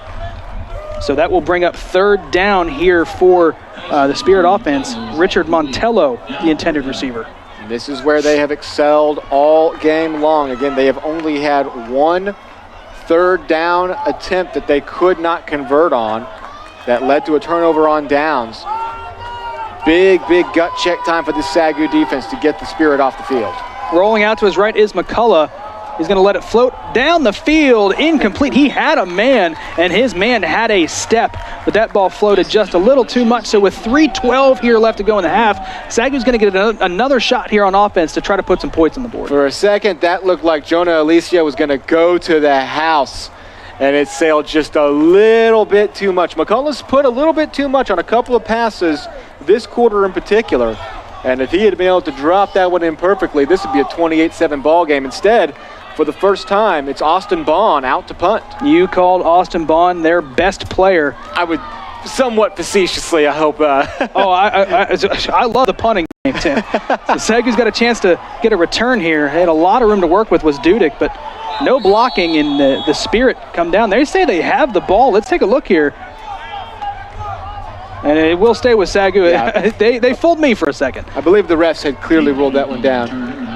It is interesting that when you have a Spirit team this stacked, somehow the only guy that... I'm not sure that SAGU didn't just get away with one there. Now, it's hard to tell who's actually on it here. Dudek, I think, got control of it when he got back. Dudek got back. Okay, so but still, that was a fumble. Yeah, it was. Here we were thinking that they had just ruled that he was down. That ball had popped loose, and the Spirit just got a little bit too anxious on who had gained control. Luckily, Dudek was able to corral it right back into himself, or else that would have been a devastating blow. Here's 5 wide here for Barlow, empty backfield. And you got to look at what the defensive line was looking at doing here. And they run a bit of a stunt. Quick pass completed there for Barlow, and then out of bounds has his man Zachariah Johnson. Am I crazy, or did it look like Zachariah Johnson wanted to lateral to Zachary Johnson for a second? That's that twin mentality. It almost looked like that was a hook and ladder for a second there. And I was like, I cannot believe you're running a hook and ladder on 1st and 10 from your 36-yard line, just down 14 in the second quarter. But I'm also a fan of crazy, so let's just see what's going to happen. It'll be 2nd and 5 after the gain of 5 by Zachariah Johnson. Here is Barlow, empty backfield again, 5 wide. Back to pass, rolls out to his right, points downfield, looking for somebody. He goes down the mid, or towards the sideline rather. Incomplete. Clock will stop. 2.5 left to go. This is another important third down here. You don't want to give the ball right back to the Spirit offense. Yeah, Barlow's going to do as much as he can here, keeping the play alive, directing traffic. Sends Dudek down the field, but immediately the Spirit were all over him. And more importantly than just not wanting to fall down by more points, eventually you got to start scoring. You had 2 drives flail out to start your game. You have got to start putting some points on the board. You're down 14, so you got to start scoring at some point. So this is just a crucial drive. Here's Barlow. He's got immediate pressure. Rolling out to his right, throws a stiff arm. That ball falls to the ground, incomplete, so it will be 4th down again here for the SAGU offense. And the Spirit defense, as much as we talked about the high-powered offense that they have, this defense so far is pitching a shutout. Yeah, and that was a crucial pressure that they brought on him, because it looked like he did, for a moment, have Paul Odidi wide open at around the 50-yard line for it would have been a 1st down, but just couldn't ever set his feet to throw the ball. He was immediately thrown off. So, no, it's been a great defensive effort from the Firestorm, who are pitching a shutout. Seth Green's punt, fair catch called for and brought in right at the 30-yard line. And that is where the Spirit will take over here with 2:21 left to go in the first half. So we'll see if they can put up more points here. You got to think that they want to go up 28, potentially 7 into the half, with SAGU getting the ball back coming out of the turn. Yeah, you still, if you can build a 3-score cushion, then you don't have to worry about the fact that SAGU has that extra possession to start the second half.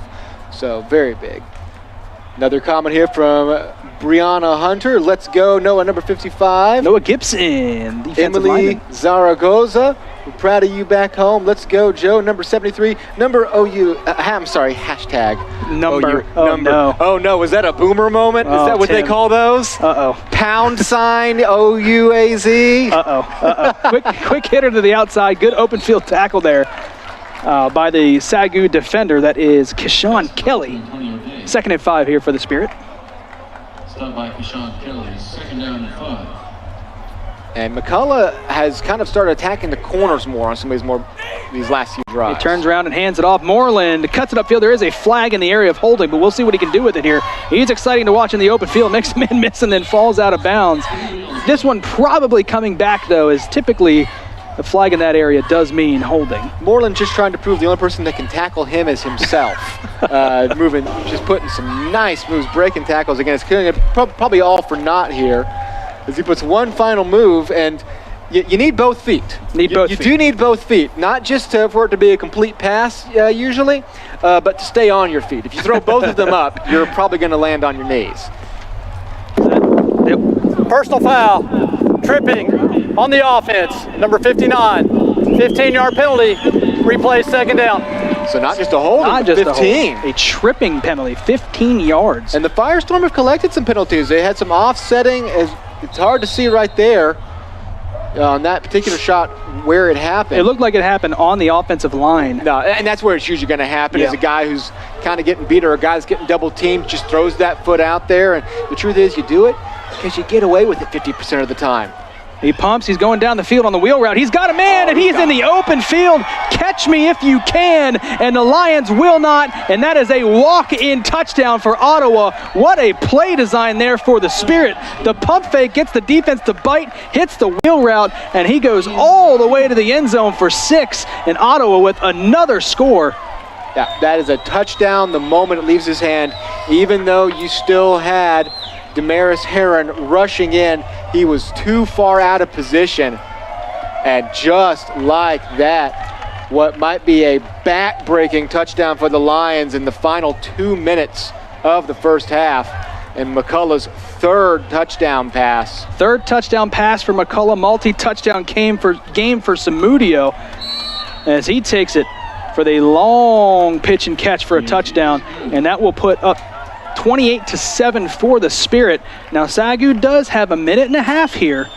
And they absolutely, sometimes you come out a little bit, when you've had a half where you haven't been able to put up any points, you think about playing it safe. Safety's out the window now. You've got to find a way to go get some points to at least change a little bit of the tenor of this game after just and I just mentioned it a minute ago. Throughout the entire first quarter, really quarter and a half, the Spirit had mainly attacked down the middle of the field. That's where they were getting all their bread, was right down the middle of the field, not just on handoffs, but throwing it down the field, attacking the heart of that SAGU defense.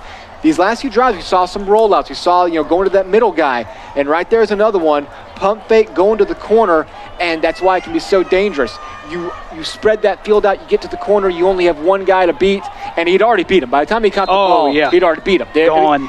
That might as well have been a 50-yard bomb with nobody in the vicinity for how open it. Even though there was a guy within 2 yards of him, he was wide open.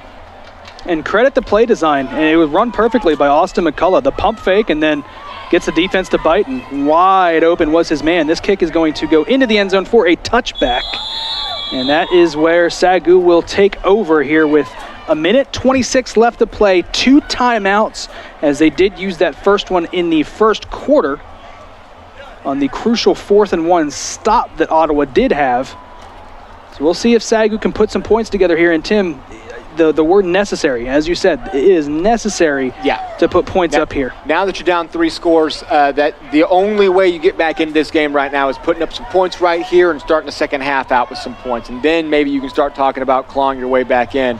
Other than if you can't get some points here, it's gonna take a couple of pick sixes in the second half. Now you've had one already. It's gonna take. Then you're gonna start talking about the realm of, okay, what crazy needs to happen. Here's Barlow. He's gonna hand it off to Dudek. Dudek cuts it up the middle. He's gonna get brought down after a pickup of 5, down to the 30. Makes it 2nd and 5 here. Create a little bit of breathing room on first down. Dudek looked like he was losing possession of the ball there for a second as he was going up the middle. That could have been a devastating mistake. Second down and 5. SAGU slowing the pace of the offense here a little bit.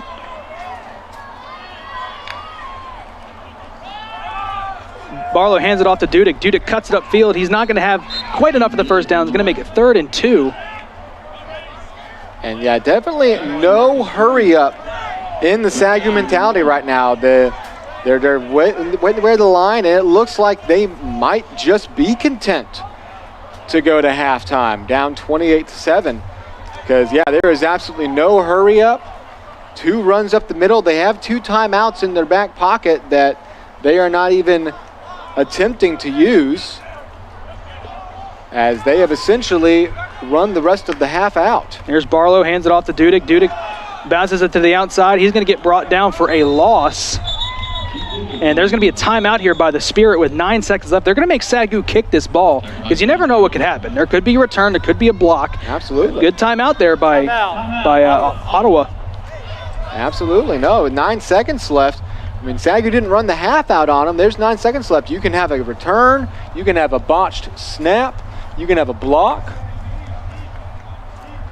And I mean, you just got to say, interesting decision-making there. Down 28-7 to come out with essentially, really, it really looked like they were just trying to run the rest of the half out. Maybe you're that concerned of a mistake. Maybe you consider 28-7 a rallyable, and a pick 6 on a desperation would be too much to overcome. But we both really thought SAGU was going to come out slinging on that drive, especially with 2 timeouts in your back pocket. 90 seconds is an eternity. And Jordan Barlow, we know he can lead a drive down the field in pretty short order. It is definitely a little bit of a head scratcher there to keep pocket the 2 timeouts that you have left in the first half here. Regardless, with 9 seconds left, Seth Green will be on to punt Shamar Moreland, who is very dangerous back there to return. It looks like Ottawa's going to come with an all-out block here to try to get something chaos happening here. And it looks like they let up. Looks like they're going to try to get something going here. Here is Moreland. He's going to call for the fair catch and bring it in. Oh, no, he did put the hand up. I was going to say, he put the hand up for the fair catch. And that should actually be a penalty. It should be a penalty, but it should end the half. There's zeros on the clock. Yeah, I guess it doesn't matter whether they throw the flag or not. So that will do it for the first half. Ottawa goes into the locker room leading 28-7 in a game where the offense has just been so good, and the SAGU defense has had a couple of key stops, did have the interception return for a touchdown, but the offense shut out in the first half. SAGU will come out with possession to start half number 2, so we'll see what they can do to try to answer back against this Ottawa Spirit. Just powerhouse of a team here in the Sooner Athletic Conference. Don't go anywhere. Half number 2 coming your way right here on the SAGU Sports Network.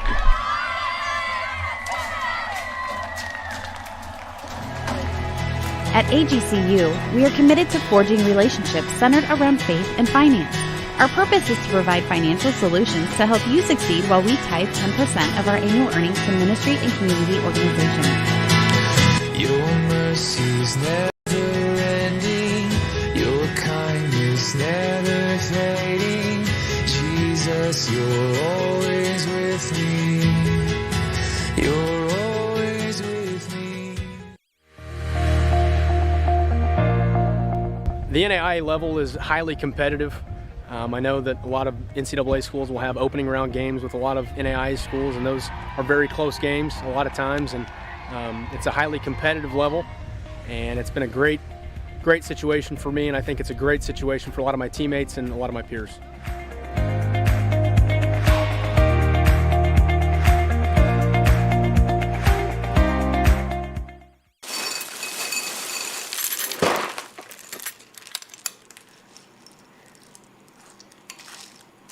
Honey, have you applied to that school yet?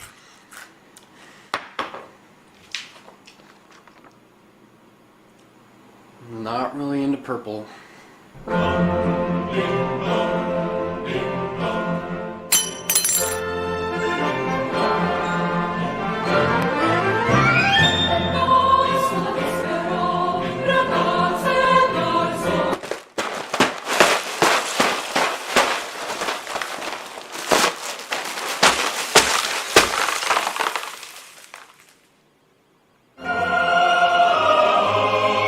SAGU. Never say no to a lion. At Southwestern, we endeavor to offer more than the average college curriculum, producing men and women whose lives are pleasing to God, and that's worth everything.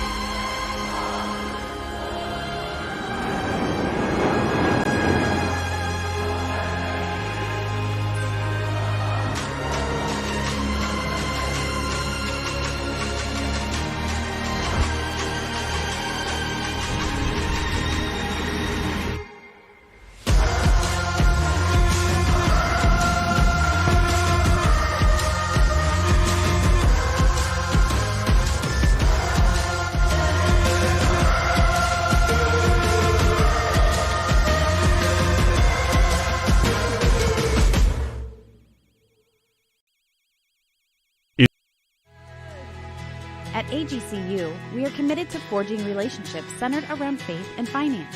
Our purpose is to provide financial solutions to help you succeed while we tithe 10% of our annual earnings to ministry and community organizations. Your mercy's never ending, your kindness never fading. Jesus, you're always with me. You're always with me. The NAIA level is highly competitive. I know that a lot of NCAA schools will have opening round games with a lot of NAIA schools, and those are very close games a lot of times, and it's a highly competitive level, and it's been a great situation for me, and I think it's a great situation for a lot of my teammates and a lot of my peers.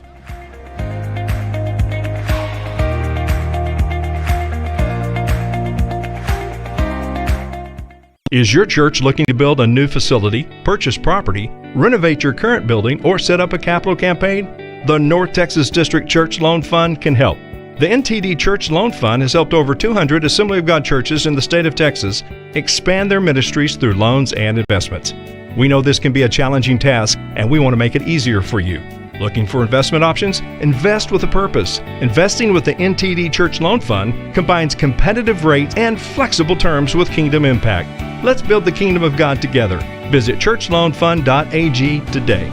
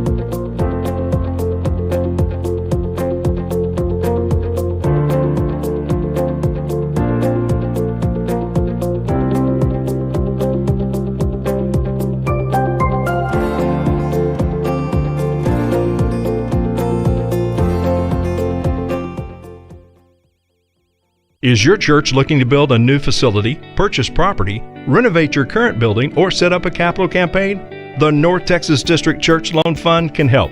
The NTD Church Loan Fund has helped over 200 Assembly of God churches in the state of Texas expand their ministries through loans and investments. We know this can be a challenging task, and we want to make it easier for you. Looking for investment options? Invest with a purpose. Investing with the NTD Church Loan Fund combines competitive rates and flexible terms with kingdom impact. Let's build the kingdom of God together. Visit churchloanfund.ag today. What we're looking for as students in the church leadership program and any of our vocational ministry programs is somebody who has a passion for Christ, a passion for people, somebody who has an element of seriousness, but they'll be transparent and be people of integrity. I'm looking for students that are going to invest their lives in the life of a student that says, I know how tough adolescence can be. This degree is tailor-made for that unique life, trying to help individuals really learn all that goes into the unique realities of church leadership. What we've done is make this degree a great combination. They're able to pick and choose various ministry classes and really get a wide range, a well-rounded view of church life. It's like build your own degree if you feel the desire or the calling. We're equipping students that if in 10 years they say, well, God's moving me out of youth ministry, out of children's ministry, well, they can become some other type of associate. They can go into pastoral ministry. We're increasing the internship component that goes alongside this degree. And so, this gives a good potential. A student can be plugged into a single church for 3 semesters. They could be plugged into 3 different churches. If it's children and family classes, then, for example, there's one called Creative Methods, ballooning, juggling, clowning, all of those kinds of things that we're going to cover. We also have a course called Issues in Childhood and Family Life. How do we do care for people who've gone through abuse and neglect and divorce and all the tough things that come in life, especially in the lives of kids? I discovered that along with other things that I had been doing. And in pastoral leadership, they're going to get courses such as ministerial ethics. They're going to get courses like pastoral leadership itself, but then they'll also pick up things like hermeneutics and systematic theology to go along with preaching courses and pastoral counseling courses. They're going to be learning, some of the practices of ministry, certainly, how to communicate, how to lead a service, how to, develop ministry, but they're also going to learn a lot about dealing with people, things like how to help a church turn around one that's been struggling, or how to plant a new ministry. Whenever I talk to freshmen, I say, don't think that you're purchasing a 4-year degree. Said you're investing in a lifelong relationship. Ministry can be a very lonely place, and our role is that they know they always have a friend at Southwestern. Ministry is not necessarily the easiest thing they'll get into, but it's something that they commit themselves to, not because of their it's a profession, but because it's a passion in their heart. Jesus gave us a lot of indications of that, showing us that in his kingdom, leadership will operate differently than it does in the world around us. The sense of servant leadership, working with individuals who maybe at times are in deep distress, trauma, great need. So degrees in church leadership are there to help address that.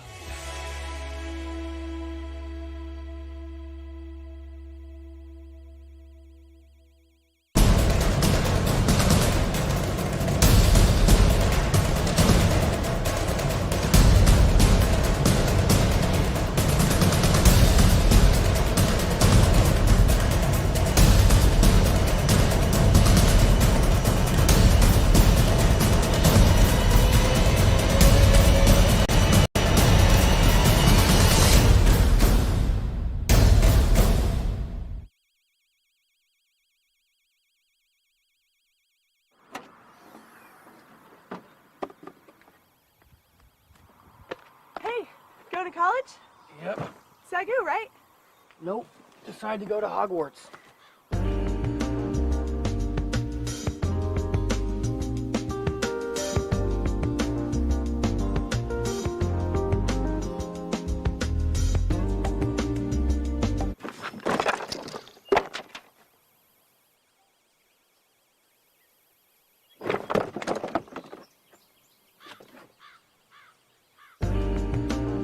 SAGU.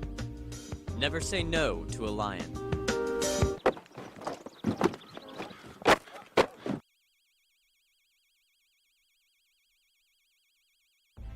This is a faith venture.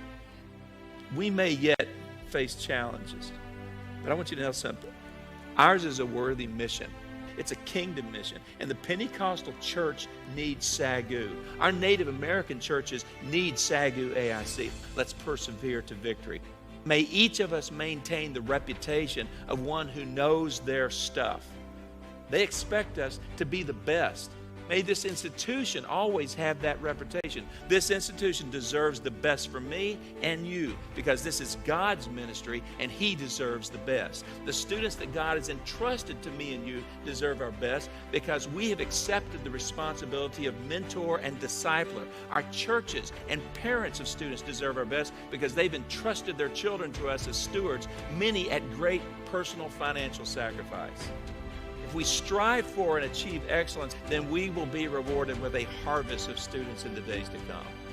May we never forget that any combination of the most effective leadership traits that does not include spiritual character are temporal and will provide no enduring legacy.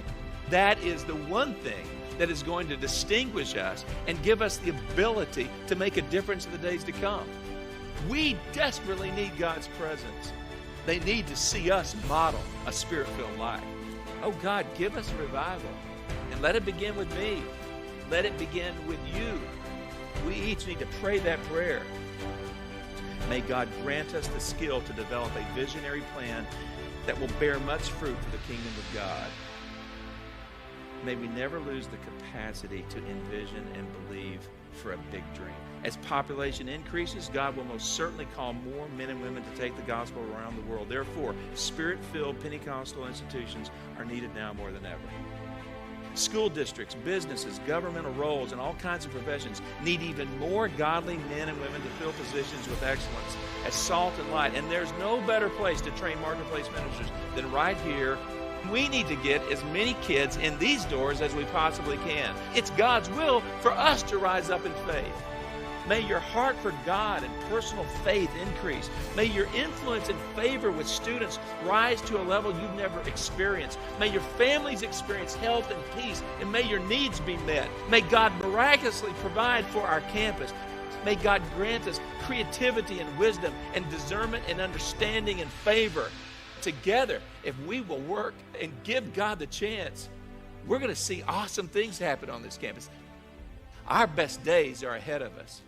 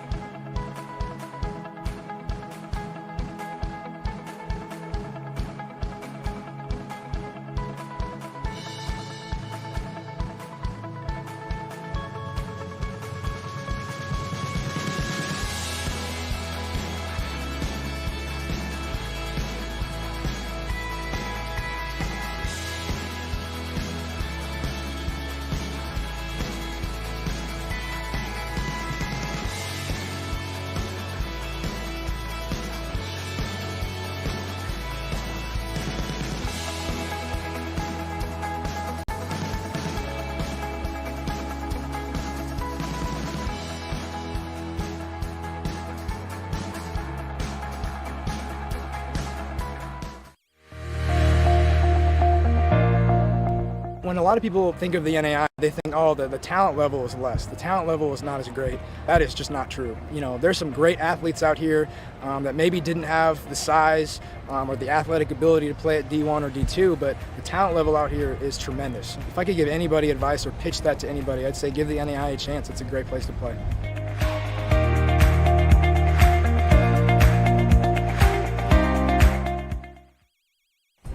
We feel that there is no real distinction between business and ministry in the business department. Everything we do is about ministry. Money, marketplace, and ministry. 3 key components that fuel the hearts of business-minded believers. That's why the SAGU Business Department paves a broad path into both the church and corporate world. Undergraduate students may choose from 6 distinct specializations while earning their Bachelor of Science degree. Everything comes down to having to do something with money, right? The income pre-bonus is $840,000. Even business owners, especially business owners, need to know how to read their financials and to be able to better direct their own business. And if they have that financial literacy, they can be much more effective at what they do.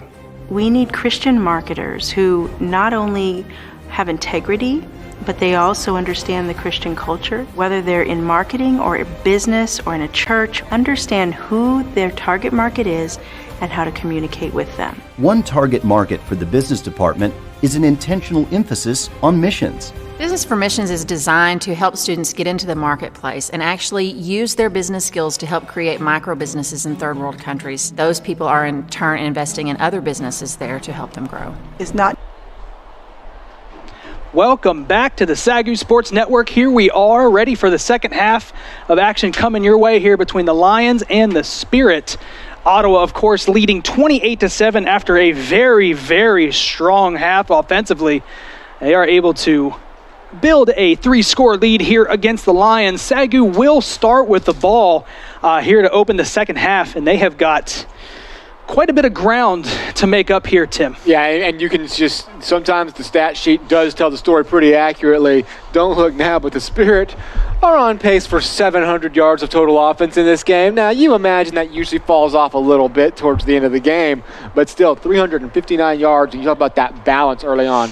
229 through the air, but 130 on the ground. Meanwhile, SAGU, that total of 160, that's almost a bit of a misnomer. They had something like 130 yards through their first 2 drives. They had put together 2 excellent drives early on, missed a field goal and had a turnover on downs, 2 trips inside the red zone, plus a punt from the 49-yard line. They have had their moments. They have had their drives. They have been unable to score. The only points they put on the board came off of the Kevion Davis pick 6. Meanwhile, the Spirit have scored touchdowns on 4 of their 6 drives with just 1 punt and 1 interception sprinkled in between the rest of those, and that gives them a commanding 21-point lead. SAGU will start with the ball, and to quote the old proverb, parable, whatever you want to say it is, how do you eat an elephant? 1 bite at a time. And so you got to come out here, establish a new pace, establish a new rhythm to start off this second half. Go get yourself a touchdown and start trying to claw your way back in this game. How important is this drive for the SAGU offense to get point, whether it's 3 or whether it's 6? How important is it for SAGU to come out of halftime, show some sort of adjustment from what we saw in the first half, and put points on the board? I think it's very important. And I mean, we're not in garbage time yet. We're not at the point of abandon all hope, he who entered here. But you only put up 20 last week against Louisiana College. This is an offense that you have a lot of good thoughts about with Jordan Barlow, Keaton Dudek. You got great receivers like Zachary and Zachariah Johnson, Jamal Long, Mike Mooten. You've got a really solid offense. But out in Louisiana, you only put up 20 points, and you got that last touchdown literally at the on the last play of the game, the last offensive play of the game. And now today, you've put nothing on the scoreboard. Your defense is outscoring you 7-0 today. So you need to start really making this offense do what it's supposed to do. Get touchdowns, get points. It's not just enough to put together nice drives and feel like, oh, well, we've got the pieces in place. If the pieces in place don't lead to points, you're not going to win games this year. Michael Hall's second half kickoff will be fielded about 2 yards deep into the end zone, and we're going to have a return here. Tries to bounce it to the outside. He's got space to run here past the 20, down past the 30, past the 40, past the 50, and he goes out of bounds at the 45-yard line, and a late flag coming in. We will see what this is. There were some extracurriculars there on the sideline. The way SAGU is celebrating it, looks like they may have 15 on the end of this run. So SAGU gets really, really good field position here, and they need all the help they can get right now, and that is a huge return. What an absolute, that's going to be 15 yards. That's going to be 15 yards at the end of the play, I'm pretty sure. Darian Rowell, I mean, just going coast to coast, corner to corner on that kick return. We'll wait for the call right here. After the play, late hit, number 80, the kicking team. 15-yard penalty from the end of the run. First down, So what was about a 57-yard return, because he fielded it about 2 yards deep in the end zone, turns into a 72-yard return. They hit the ball down at the 30-yard line, just inside the 30. So SAGU with their best field position by far today to start a drive. And that's the start you needed. That's the start you needed to get back in this game. Here's Barlow back to pass. He's going to step up. He's still back to pass. Has a clean pocket. Gets it outside to his man. He's going to cut up field. Makes a man miss, and he's going to fall forward for the first down. So that is a good play to start the drive by SAGU. There is a flag on the field. There was some blocking on that outside. We'll see what they call here. That's in the area of holding. Holding on the offense, number 3. 10-yard penalty, remains second down, first down. So there is a hold there on the outside by Mike Mouton. Yeah, and that's just one guy trying to block 2 guys and, trying to do too much. Gets a handful of jersey and erases what was a very nice gain and bumps you right back. It deflates that moment a little bit. Now you're facing a 1st and 20. 1st and 20 from the 41. I'm actually going to call it from the 39. They moved it back a little too far. So it is from the spot of the foul. It is from the spot. Yeah. So it was a 10-yard penalty from the 39. 1st and 20. Here's Barlow with a bunch formation. Sends a man in motion. It's a touch pass. That is going to be completed. Tries to cut it upfield. Zachariah Johnson. Not much there. It's going to give him about 5 yards to make it 2nd and 15. Yeah, running to the short end of the field here. He's got some blockers, but just not much room to do. There's just too many overall white jerseys. Does a good job of bowling over a few guys to pick up those yards, but just not enough room to work with. 2nd and 15 here for the Lions. And they are, I believe, not only situationally wise, but field position wise, this has got to be 4-down territory. Yeah, down by 21 with what you've been handed, you've got to find a way to get this in the end zone. Here is Barlow, 3 to the right, fakes the handoff, back to pass. He makes a man miss. He's got a lot of room to run. He is going to run. He stutter steps, gets it enough for the first down. Jordan Barlow, great run there on 2nd and long, picks up enough yardage for the first. And there we see the will. That's that heads-up situational awareness. First of all, getting out of that free attacker coming. And this right stutter here, step here. That stutter step, and that's enough to freeze the defender. The defender has to go, well, he's still behind the line of scrimmage. I have to respect that. Big run by Barlow to pick up the first down. Just you love that in-game awareness that you see from Barlow, just knowing exactly what to do. So on 2nd and 15, when we were thinking they need to get 3 downs to pick up this 15 yards, Barlow puts the team on his back and gets the yardage and then some to get inside the red zone here of the Spirit. And here is Barlow, 1st and 10. It looks like they may bring pressure. They do. Quick hitter to the outside. Has his man. He's going to try to make a man miss. He does. Gets it inside the 10. Falls forward. Going to be close to first down yardage. Barlow completed the quick hitter to Zachary Johnson. And they're going to drop the chance. There's going to be just short. Just shot. Nope, they do drop the chains. Okay. Yep, 1st and goal here from the 7-yard line.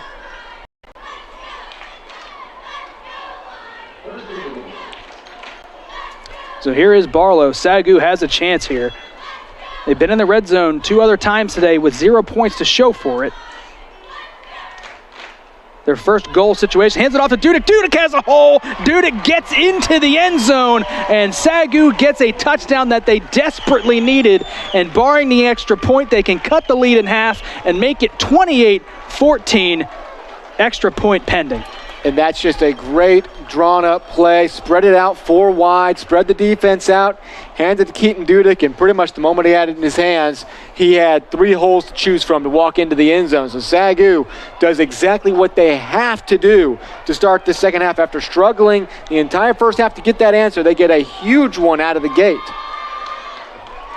Extra point is up, and it is good.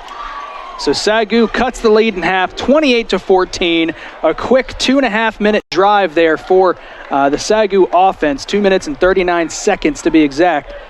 And SAGU gets some points that they, again, needed very, very badly.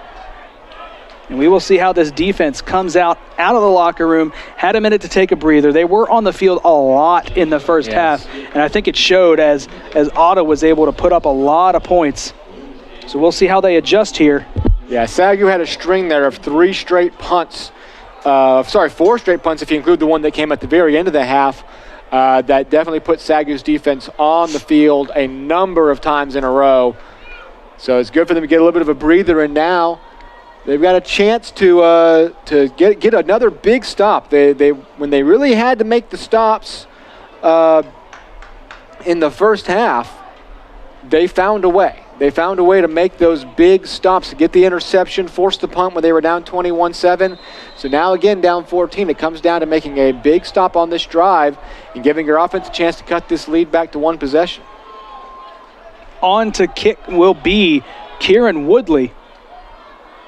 And they will elect to keep going with this high pooch kick. It is brought in by Moreland. Moreland tries to make a man miss.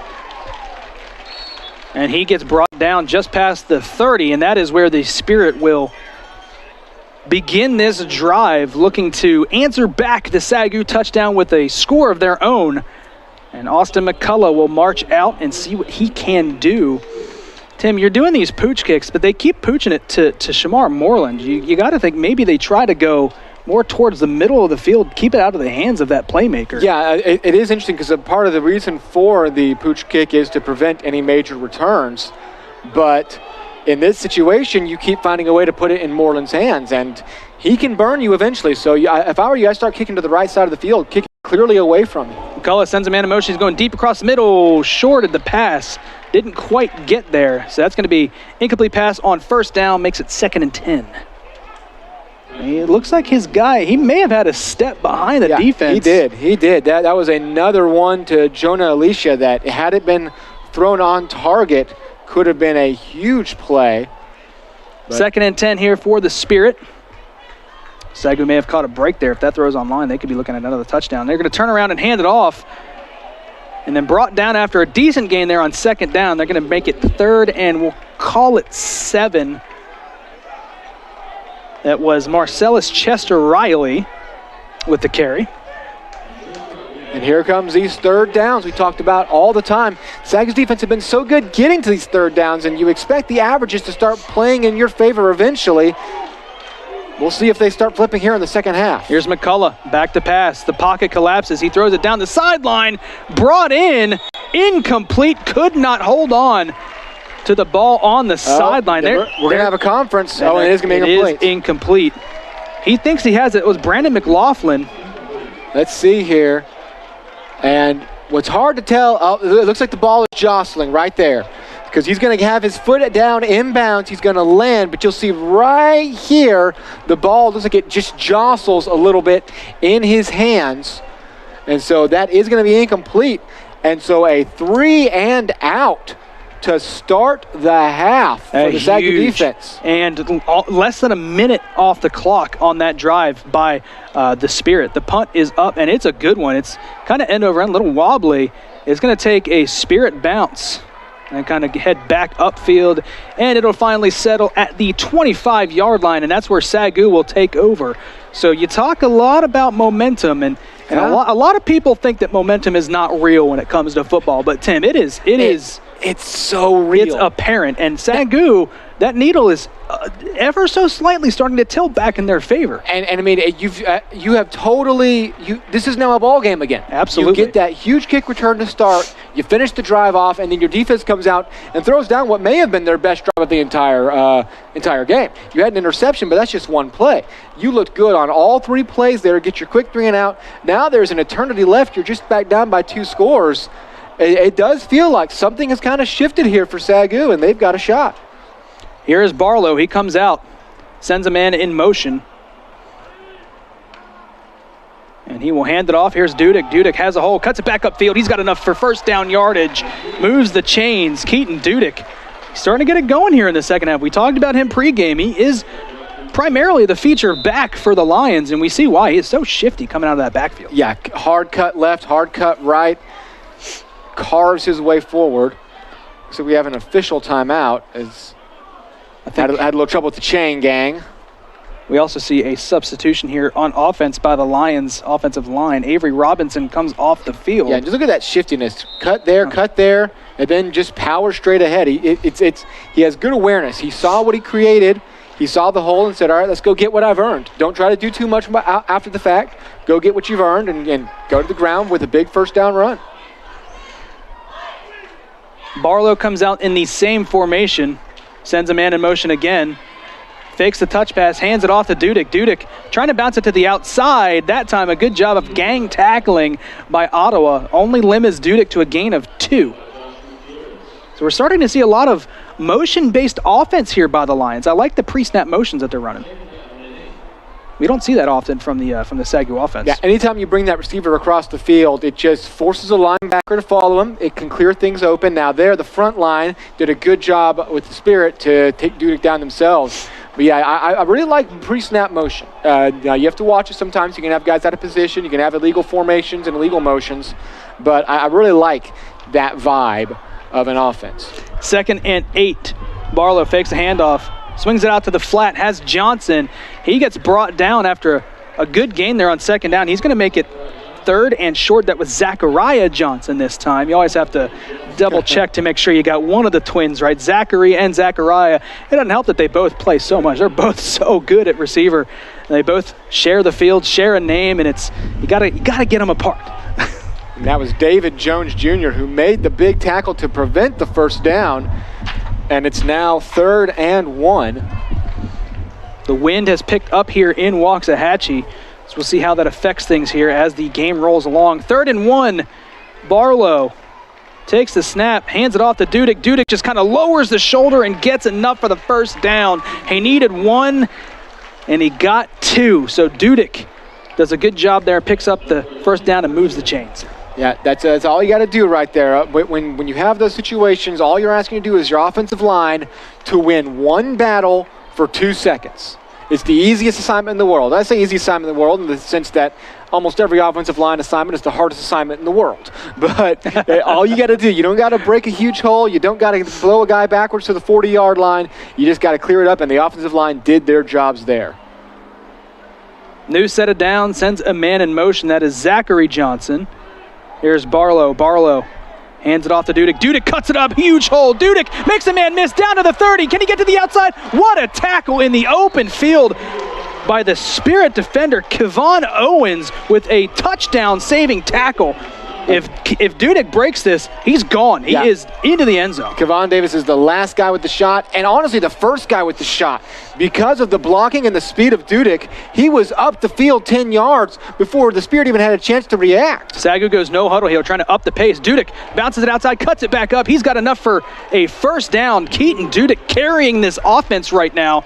Moves the chains again, that time on first down, Keaton Dudek. And it's just straight up the middle. You see the lead blocker going ahead. The offensive line is doing their jobs. The receivers are cleaning up around the edges. And when you have Dudek's speed and his elusiveness, as soon as he sees a hole, he's up the field before the linebackers can even respond. And yeah, this has turned into the Keaton Dudek half.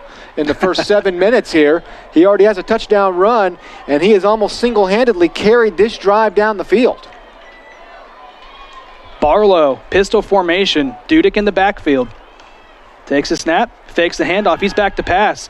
Looking to the corner of the end zone, almost it could have been intercepted, but was knocked away at the last second by the defensive back that time. That's a good play by DeAndre Armstrong. Yeah, Armstrong is going to be planted right there. He's following Barlow's eyes. Barlow lets this one loose. That's risky.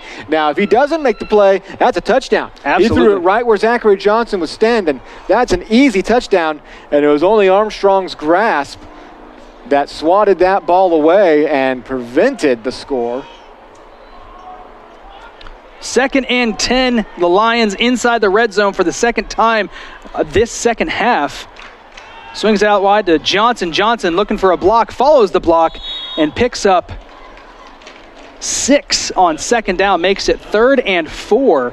That's pretty good downfield blocking by Jamal Long. Yeah, Jamal Long does a good job of clearing the way and making up a nice situation. We bring up a 3rd and very manageable. With the way Dudek's running, you got a number of plays in your back pocket now you can call. The Spirit have to kind of respect both facets of the ball game on 3rd and 4. I think if you are Coach Smith here, if you do not pick up this 3rd down, I think it's no question that you probably bring your offense back out on 4th. You would think. I mean, now there's still plenty of time left at this point, but touchdowns, you need touchdowns, that's for sure. Absolutely. 3rd down. Barlow keeps it on the read option, and he's got enough for the first down. What a job by Jordan Barlow. Keeps the option from Dudek and takes it around the edge and picks up just enough for the first. And that is called repetition. They have run that RPO a number of times, and each time they've handed it off. That's really the first time that Barlow scooped it up, and the Spirit bit on it. And when they needed 4, Barlow went and got 5. A huge third down conversion, and it's 1st and goal from just inside the 5-yard line. Second goal to go situation here for the Lions in the second half. 2 straight possessions here for SAGU. Barlow takes a snap, hands it off to Dudek. Dudek trying to follow his blockers, but a really good job there. Brought down from behind by Brandon Tomerline Jr., the middle linebacker.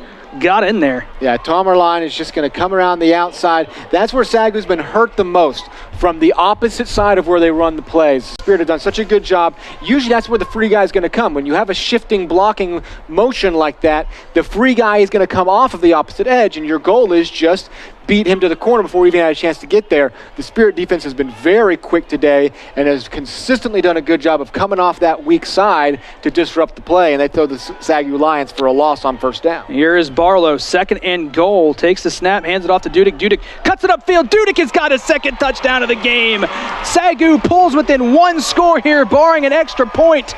And SAGU's offense as well as defense rolling here to start the second half, as we are looking at a potentially 28-21 ball game. What a difference 9 minutes makes. When this team went to the half after having to punt that ball away, 4 straight punts down 28-7, you saw long faces and hung heads, and just like that, with just under 6 minutes to play in the third quarter, SAGU's trying to cut this game down to a single touchdown deficit. Kieran Woodley on for the extra point. And it is up, and it is good. SAGU makes it a 1-score ball game, 28-21 here against the Spirit. And really on the back of Keaton Dudek, another just quick handoff to him, and was untouched till he got to the 2-yard line. And at that point, there's too much momentum.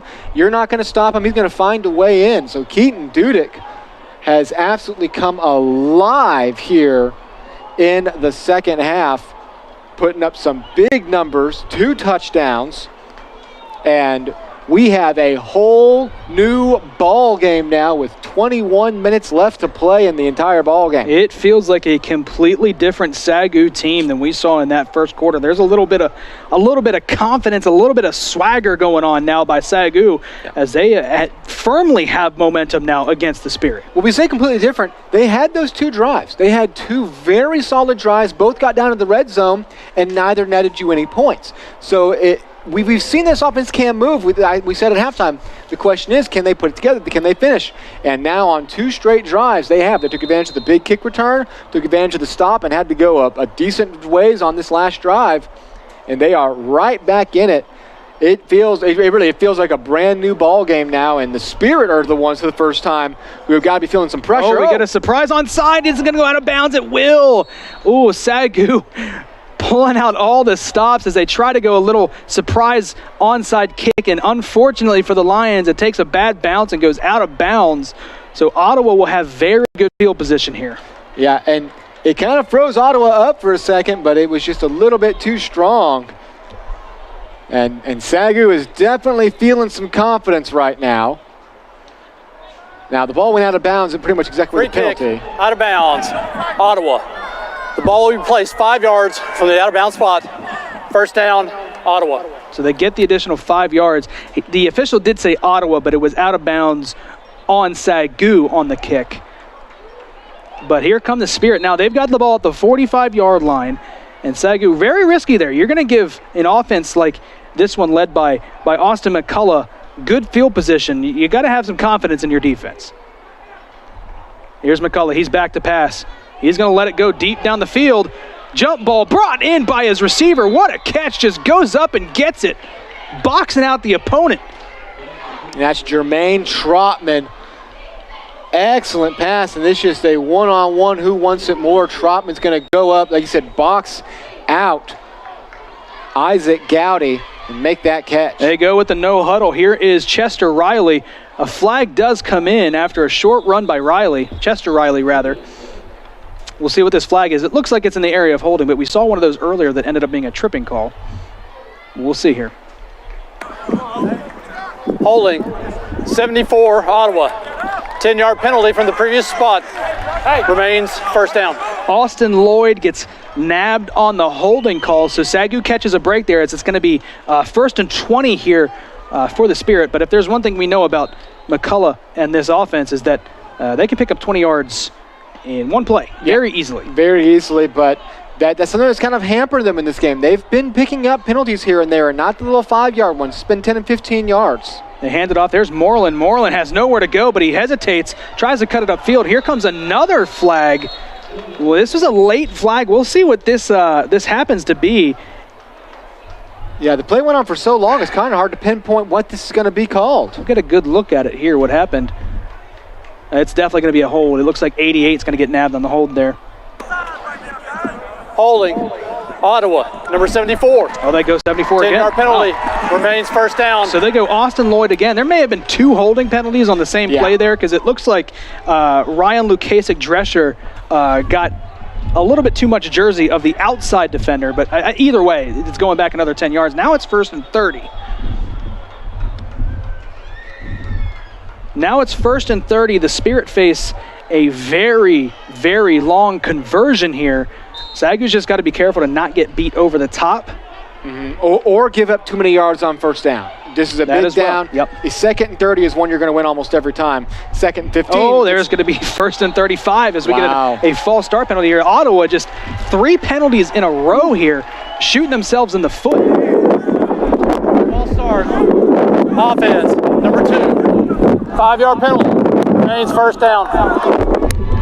There we go, the false start by Ottawa, Arizona. So now we're facing 1st and 35. And yeah, the wheels have just come off here after that great pass to get them down to the 28-yard line. 25 yards of penalties on 3, well, not even 3 plays because the plays don't count. SAGU is in shambles here. They had too many men on the field, but they stopped. This is. I feel like a weird pre-play sequence there on first down. It's almost intercepted off the hands of the defensive back. It was his for the taking, was Kashawn Kelly. I think he was expecting the ball to be tipped, and it landed right in his lap, and he may not have been expecting that. No, this is a surprise. I think the first time he sees this ball is when it hits him in the chest pretty much. Oh, and if he has it, that's gone. That is the 2nd pick 6 of the game. 2nd and 35 here now for the Spirit. The Ottawa, Arizona needs to calm down right now. They control the entire first half, and they just feel a little disheveled at the moment. McCullough steps off, dumps it off, and it's incomplete. It's going to be 3rd and 35. SAGU's got to be ready here. It's going to be a long conversion. Now, what you don't want here, if you're the Lions, is a penalty that results in a first down for Ottawa. So keep your head, play clean. I'll go on record before this play even happens.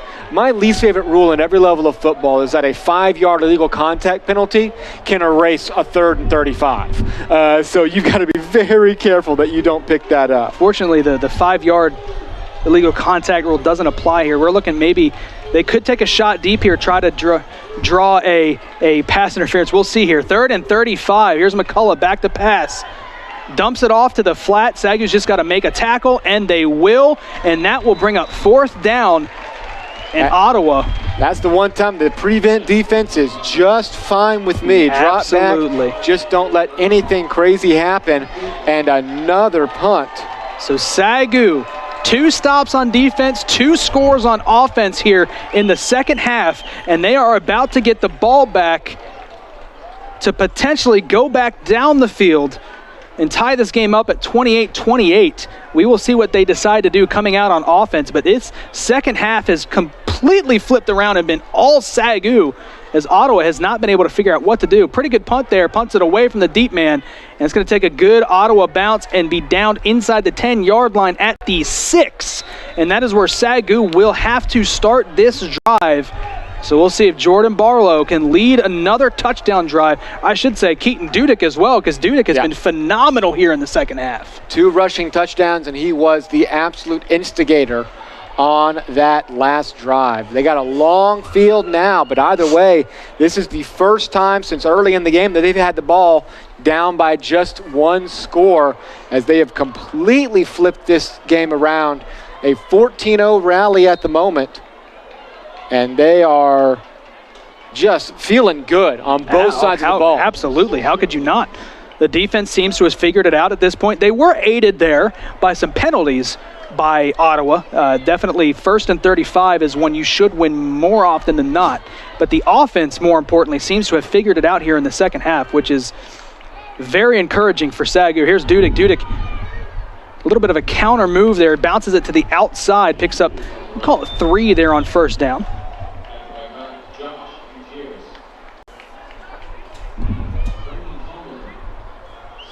Second and 7 here for SAGU and Jordan Barlow as Blaine Rowe, senior tight end, checks out of the game.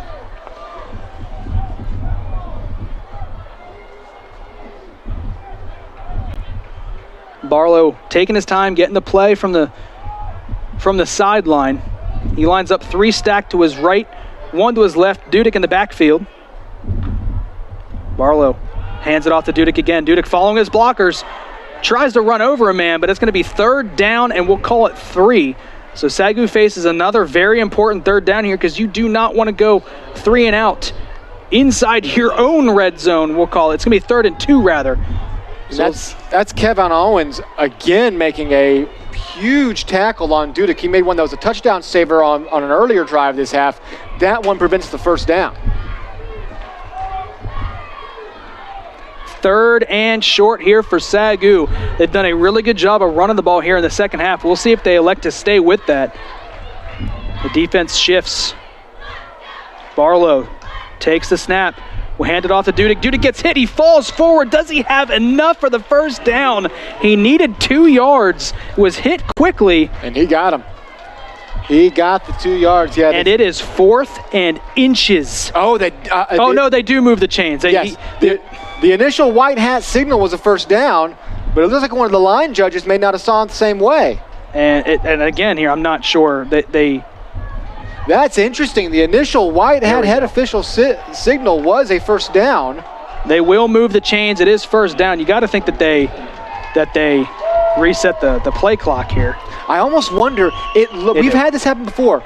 It looks like he clearly gained the 1st down, but then the ball didn't get spot in the right situation. Yeah. So the ball is not currently spotted where a 1st down would be. However, he did pick up the 1st down, and it's just a little bit of a missed spot. We've had this situation happen before. Today even. It's happened a couple of times today. Where it looks like a guy where you kind of have 2 mistakes that kind of end up making a right. The right thing ends up happening in the end.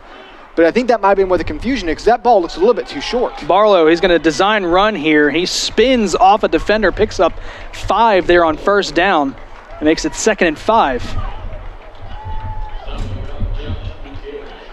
And SAGU has been content to keep it almost all on the ground, whether it's been Dudek or Barlow.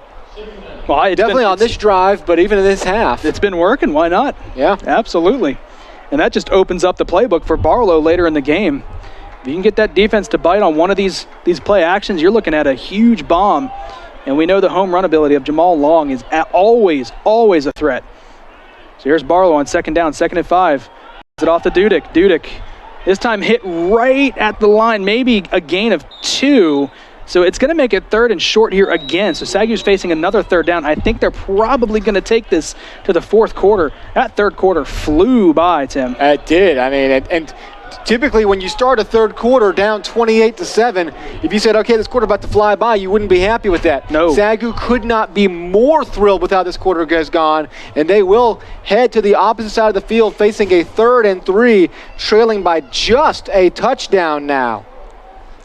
So SAGU, as you said, going into quarter number 4, put your 4s up, the field will flip. SAGU only down by 1 possession in a game where they trailed 28-7 and the offense had been shut out in the first half, has completely flipped the script here in the second half.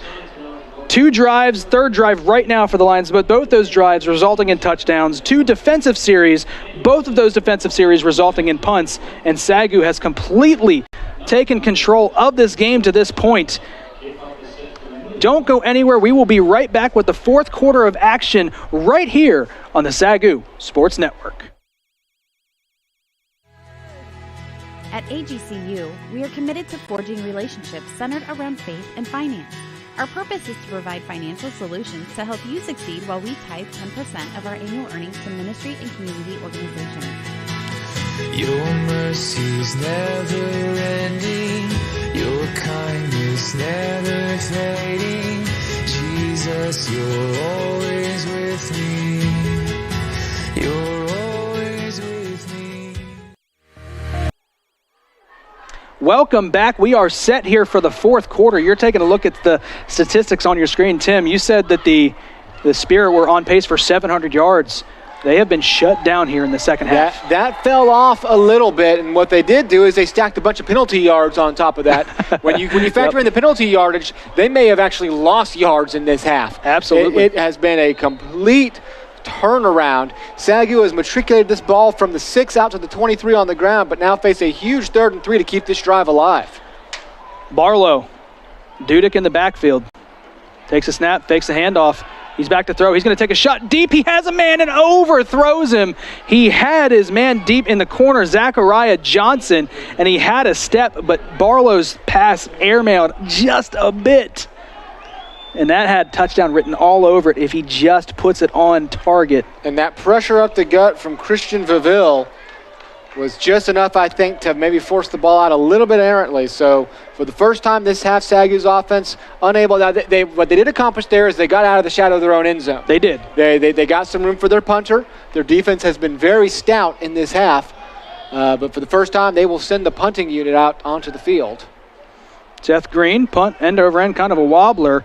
It lands in the middle of a bunch of Spirit defenders, but a whistle comes out. I think that, and they were going to get an unsportsmanlike conduct penalty. There's Shamar Moreland is not happy with the officials right now. I think they thought he called for a fair catch. I didn't see it. He went running, and that's the second time now that earlier he did call for a fair catch and tried to run with it. There, I think they might have seen a fair catch signal where there was none. However, afterwards, he spiked the ball and yelled at the official, and this might be a 15-yard unsportsmanlike conduct. I think it has to be. That's when the flag came out, so I think they're going to march it 15 yards back. It's still going to be decent field position for Ottawa, but it definitely helps SAGU's defense here. After the play, unsportsmanlike conduct, number 8, return team. 15-yard penalty from the end of the run. First down, Ottawa. Yeah, Moreland just letting his emotions get the best of him. It was hard to tell there. Again, the ball bounced, and he does a little half hop here. As this is, what he's mad about is he didn't call for a fair catch. But you can't spike the ball looking directly at the official and look him in the eyes. They start with a run, a handoff here for Ottawa. He gets a pretty good chunk of change there on first down. It's going to be here. He's waving it away, and then he does a little half hop. You know what?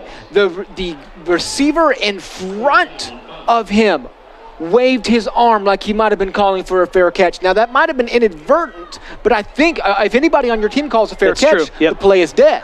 Here we go. A huge run here for Ottawa. Still on his feet, just down shy of the 40. That is Marcellus Chester Riley moving the chains here for Ottawa, and Ottawa's offense now starting to gain a little bit of momentum. Yeah, come right back. So they have erased that unfortunate penalty very quickly and are in SAGU's end of the field. They hand it off to him again. This time he's brought down after a short gain of 1. Be 2nd and 9 here for Ottawa.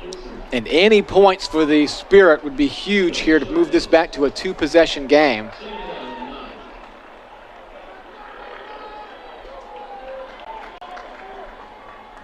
That's why this is a crucial part of the field for SAGU's defense.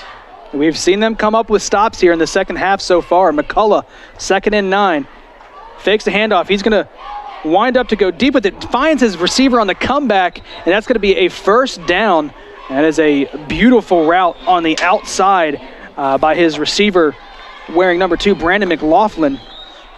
Moves the chains and gets it inside the 30-yard line. McCullough, no huddle, hands it off again. Here's Chester Riley. Tries to bounce it to the outside. He gets brought down after a gain of 3 on first down. Ottawa, Arizona, definitely content to keep it on the ground on this drive, burn some clock. As the only byproduct of that first of the third quarter, losing so much time is now, if the Spirit can score, there's not a ton of time left. We saw them run that levels concept a couple of times, and in both times, McCullough tries to go to the second level and just can't get the ball there. Out of bounds again, incomplete. It'll bring up 3rd and 7. We do know that the kicker for Ottawa, Michael Hall, has a very strong leg. A field goal from here would not be out of the realm of possibility for Ottawa. You got to think they want to put up any sort of points that they can, whether it's 7 or 3. So we'll see here. Big 3rd down here for both sides. SAGU's defense, can they hold up? They're going to lob deep down the sideline, broken up, incomplete. Impeccable coverage there by the defensive back on the outside. Trevion McNeil got a hand up and swatted it away. I thought maybe he could turn around and pick it off, but regardless, you just want to secure the fact that it's incomplete. Yeah. What coverage there by the SAGU defense. That is just step-by-step coverage. And here is a big field goal opportunity here for Michael Hall, the left-footed kicker. We're going to call it about 42 yards. It's going to be a 42-yarder. Now, we do have a Spirit player shaken up at the end of the play, and it was the intended receiver, Jermaine Schrottman, who's shaken up in the end zone. He's getting off on his own power now. And when you get caught up with a defensive back like that, and you might hit the ground wrong and tweak a knee or something. Actually, he looks like it might be an eye. He keeps going to the eye. Interesting. So... There didn't appear to be any contact made. Possibly there was contact made afterwards. Did he hit the ground? Because I know if he hit the ground. And those rubber pellets. I have rubber pellets. I've had them in my eye before, and they stay in there. They don't feel good. I completely understand that. Yeah, when you're a football player, you love those. It's if it's a rainy day or something, and you don't have that mud and mosh anymore. But any other day, man, that can be like falling off your bike into gravel. When you're scarring up your knees, it's bad. taking pellets to the eyes. Yep. So here it is, 42-yard field goal try here for Michael Hall, the lefty. High snap, and the kick is no good. It's shanked. There is a flag on the field. I think SAGU may have been offsides on the block attempt. There are actually two flags. There's two. I think they may have run into the kicker. This is a huge call here, either way. We'll see what the call is. The defense is staying on the field for SAGU. That's not a good sign. Now, if the ball was touched, then you can't call running or roughing it at the kicker. There were 2 flags on the play. The first flag was for running into the holder. The ball was tipped, therefore that is no foul. Okay. We had offside on the defense. 5-yard penalty. That penalty will be enforced. It'll remain 4th down. So it's all for naught, but that makes it very interesting here because it is going to be 4th and 2. And I think this will absolutely change the dynamics. Out comes Austin McCullough to go for it on 4th down. So they are risking the 3 points to bring the offense back out to move the chains potentially here for the Spirit. McCullough takes a snap, hands it off to Riley. Riley gets brought down. He does not have enough for the first down. Turnover on downs. The SAGU's defense comes away with another stop, and they will take over on downs. What an unbelievably massive stand from the defense there after the gut punch of seeing a blocked field goal erased on an offsides penalty to come out and stand strong on 4th and 2 and give your offense the ball back.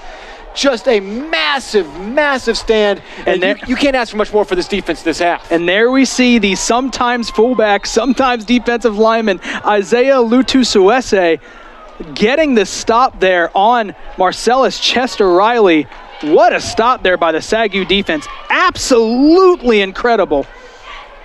So Barlow takes over again here now from his own 20-yard line.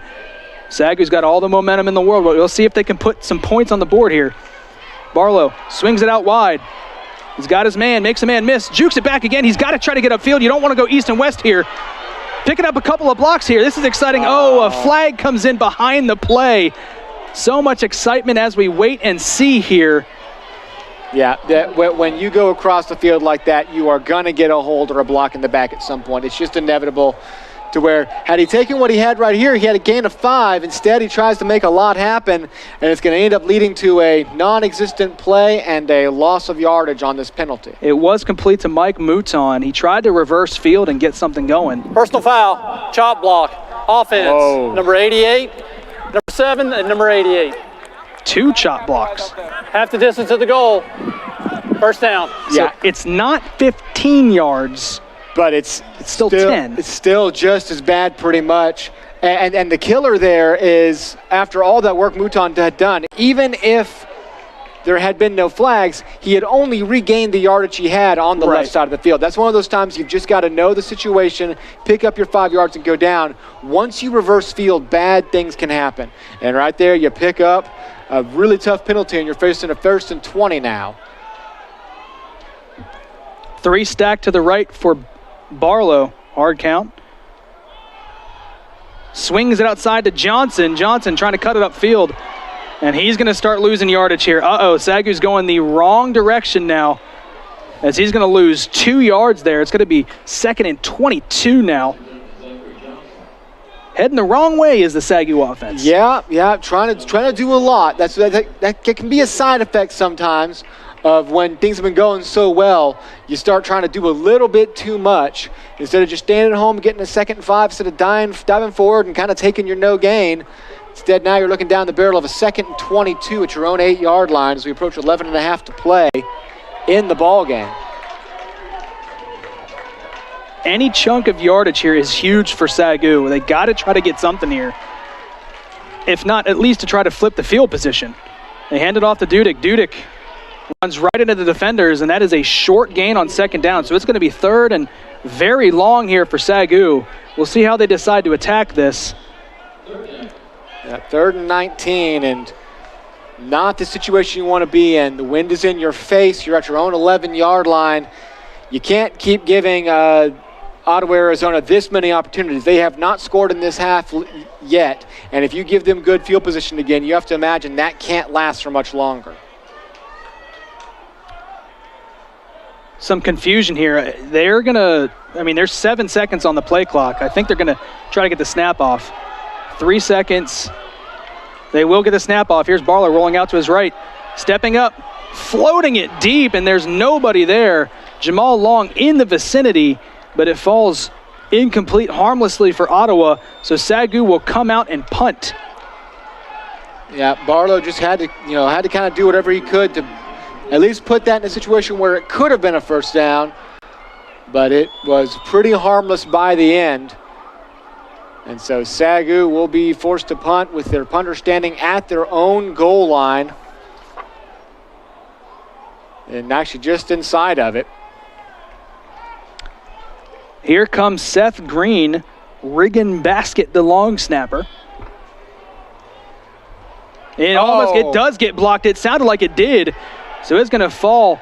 Regardless of where it lands, Ottawa's going to have very good field position here. And that's honestly the best case scenario for an almost blocked punt to land to roll almost all the way to the 40. You're not going to celebrate a 27-yard punt usually, but the fact that it actually got blocked and you got enough of a roll to move it out to 37 is a bit of a break.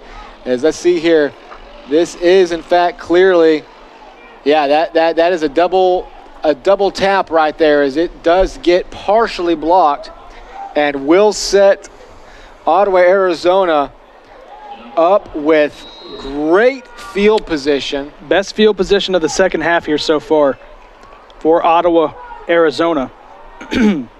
Austin McCullough comes out. 2 in the backfield.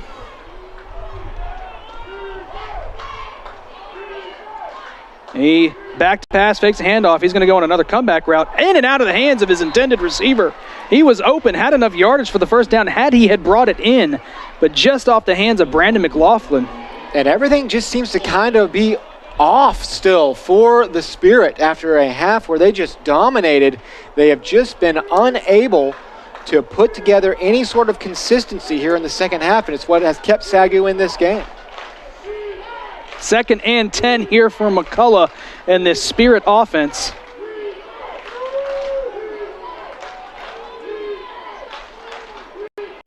McCullough, back to pass, quick hitter to the outside. Has his man trying to make a man miss. Beautiful open field tackle. That is something the SAGU defense has done very well today. Isaac Gowdy with a good tackle. That one looked like it was set up for some big yardage. Brings up third down. Yeah, squares up. Now, luckily, that's one of the situations where you only have one guy blocking, so you just have to stay exactly in your lane, shut down. You know he can't run up the back of his blocker, so stay to the right, wrap up the legs, and go down. Big third down here for SAGU. Can the defense hold again? Fakes a handoff, quick hitter. Caught and completed down at the 15-yard line. Gowdy in coverage, but brought in that time by Jordan King. And that's going to move the chains and give the Spirit a first down, and that is a big first down. And there was some zip on that ball from McCullough, probably his best throw of the second half and when they needed it. And that's a touchdown. And yes, it is. Blink and you missed it. Austin McCullough finds his man. There we go again. Back-to-back catches for Jordan King. And that is going to make this a 2-score game again here for Ottawa. And that's got to feel good if you're a Spirit fan, player, coach, whatever you want to say. That's got to feel good to come out and finally get your first points of the second half here.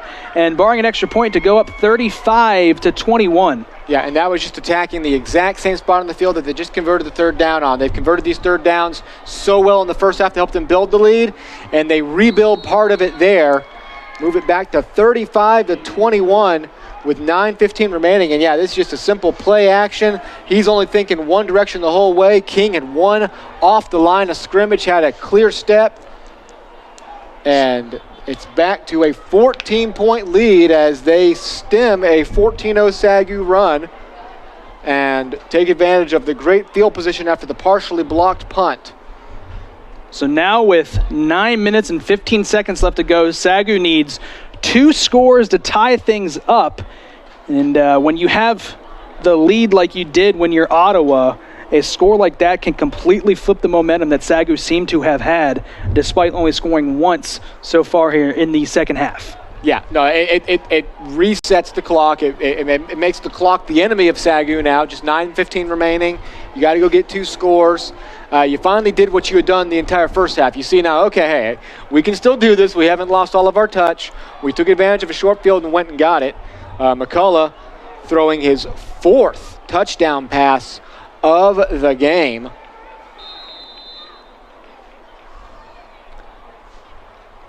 And Michael Hall on the kickoff for the Spirit. And now if you're SAGU, again, you had your last 2 drives end on punts. You got to return to that urgency that you had starting the first half. Starting the second half. And go get some points and get them rather quickly. It will be a touchback, so SAGU will take over possession at the 25-yard line. 9 minutes, 15 seconds left to go here in this ball game. So SAGU's got some ground to make up here.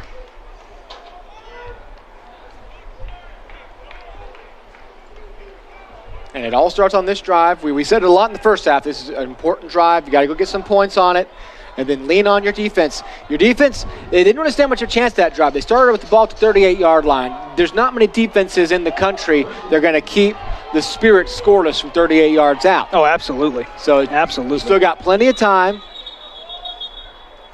SAGU having to use the timeout here. You still got plenty of time. You got to go down the field, make this a 35-28 ball game, and then just lean on that defense again. Before that, they had forced a 3-and-out, a punt, and a turnover on down. So they had done their part here in the second half to help SAGU get back into it. Coach Smith, you got to think he doesn't want to use the timeout there, as he's probably going to need those for later.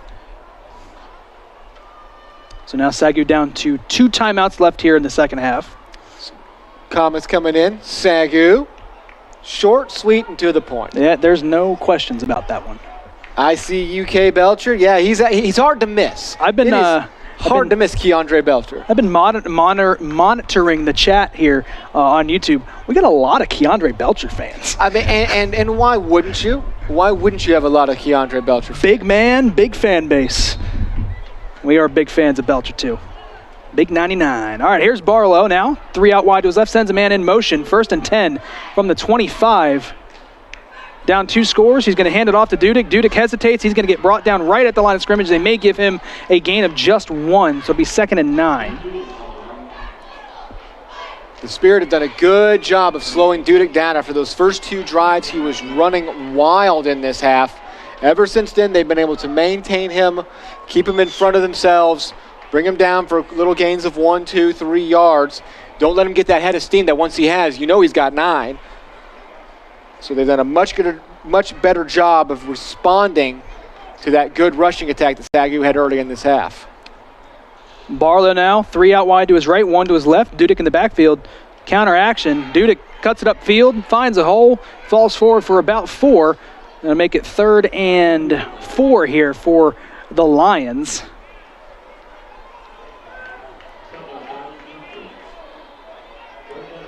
You have to convert here, and yeah. I don't know. It's tough here. If you go for it on 4th down, it's tough here. It's tough on this end of your field. Yes, it is. You may have to kick it back if you do not convert here. But the key thing is you've got it down right here. You've got to go make it work right now. Whether it's that RPO again, whether you're looking for a quick hitter to your left side here, you got to go find a way to get these 4 yards. Barlow hands it off to Dudek. Dudek keeping the feet moving, lowers the shoulder, and it's going to bring up 4th down. So SAGU goes 3 runs in a row. And for a moment, it looked like Dudek might have been able to move it forward. And you know what? I don't see a punting unit come on the field. Those extra yards might have been just what Coach Smith needed to say, you know what? We've got to go get this now. We're at the halfway point of the 4th quarter. If we punt this away, best case scenario, we get the ball back with 4.5 minutes to play, still down 14. Barlow goes 5 wide here. We've seen him run in this situation. He gets him off sides. He's got a free play. He's going to throw it off his back foot. Deep ball to Jamal Long. Long can't bring it in. But regardless, that is going to be a 1st down for SAGU as he pulls them off sides. He is good at that hard count, and that is a big one right there. That was the hard count that helped him seal the win last week. Absolutely. Oh yeah, absolutely. On the game-winning touchdown pass. Absolutely. So that is a big break for SAGU. Good job by Barlow to know what the defense would be doing. Getting him to jump off sides, moving the chains, had a free play, took a shot to Jamal Long. And threw a nice pass. Long just almost hauled that in. That was almost a much bigger play. It was pretty good coverage, too, on the outside. You take a shot, and then there it was. So 1st and 10 here for SAGU. They moved the chains thanks to the offsides penalty by the Spirit. Sends a man in motion. That is Zachary Johnson. Barlow, back to pass. He pumps. He's got a man deep. Jamal Long has a step, brings it in to the 20, to the 10, brought down just inside the 10-yard line. Barlow to Long almost hits a home run, but SAGU is in position here to try to make this a 1-possession game. That may not be a home run, but that's a stand-up triple as he just zings it in there, and Long having to give every ounce of effort to get underneath that ball, setting SAGU up at the 8-yard line. You've been looking for that connection all day. The deep bomb from Barlow to Long, and it hits right there when SAGU needed it most. Under 7 minutes to play, threatening to make this a 1-possession game yet again. Huge gain on 1st down, 1st and goal from the 8. Barlow fakes the handoff. He's going to throw it to Long. Long brings it in for the touchdown. The bullet pass from Barlow. Long goes up and uses every inch of that 6'2", 6'3" frame to bring that one down, and SAGU, pending an extra point, cuts it back to a 1-score game. What a way to answer the Ottawa touchdown drive. And Long does it. He does it long on the first play, a deep pass in here, arguably being interfered with. That could have been a pass interference call. Draped, goes up strong. That just shows how versatile a receiver is. He can hit you on the deep bomb, and then he posts you up in the end zone with you doing everything you can to keep him from catching that ball. He hauls it in, and we are back to a 1-possession ball game. The kick is up, and it is good. SAGU now trailing 35-28. 6 minutes and 42 seconds left to go in this one. SAGU's defense with a crucial series coming up. Can they get another stop? Can they get one more stop here for the offense? Look at Jamal Long just go up and get it. That is just a strong play. And yeah, now for the defense. You stood strong 3 times in this drive. You had the pick 6 that even helped you get on the board to begin with. You got to stand up one more time. It's weird to say that a defense that's given up 35 points you feel like has actually done a somewhat decent job. But when you're playing an offense as good as Ottawa, Arizona's, That's not half bad, honestly, and especially when you think about the 7 points they contributed themselves. The defense has done well enough today to keep this game alive. They just got to do one more thing. One more stop here for the SAGU defense, and they could be in business. And also considering the fact that Ottawa put up 70-plus points last week, and you've held them to just one score here in the second half. The defense has shown up to play. And that score came on a very short field from 38 yards out. Yes, it did. Yes, it did. The kick is up. It is another pooch kick. Moreland runs underneath it. He's got it with momentum, and this is very scary, but he's going to get brought down just shy of the 45-yard line. And it's going to move out to the 50. I think SAGU's going to get dinged for an offsides penalty again. So you see a flag down at the 32-yard line. That is in the area. There's pretty much only one thing that can be, and it'll be offsides on the kicking team. Now, Ottawa can elect to have them kick it again. I can't imagine that you would if you're taking over at the 50-yard line. I don't think so either. I think you take the yardage and you take the field position.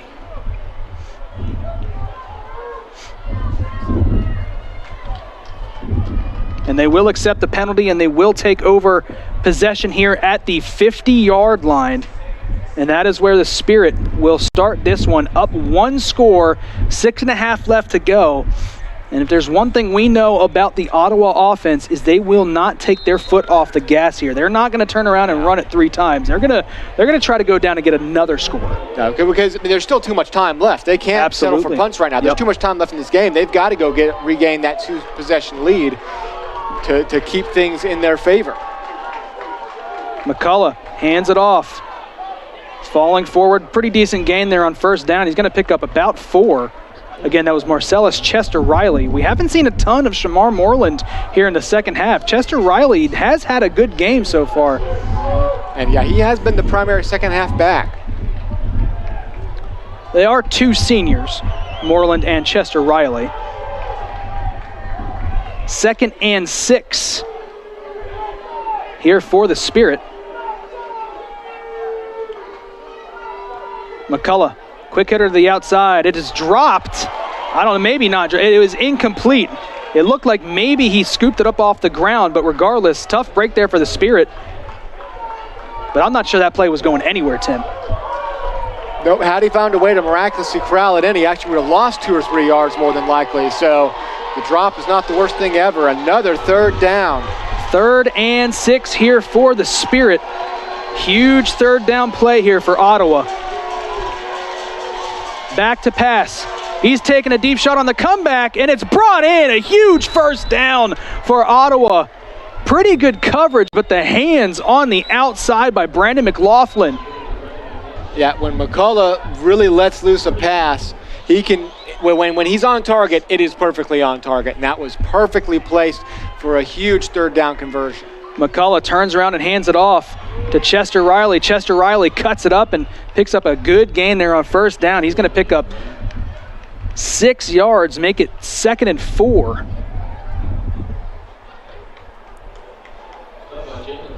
Now this is when you might see the Spirit start to go to the ground a little bit more. Use that clock up.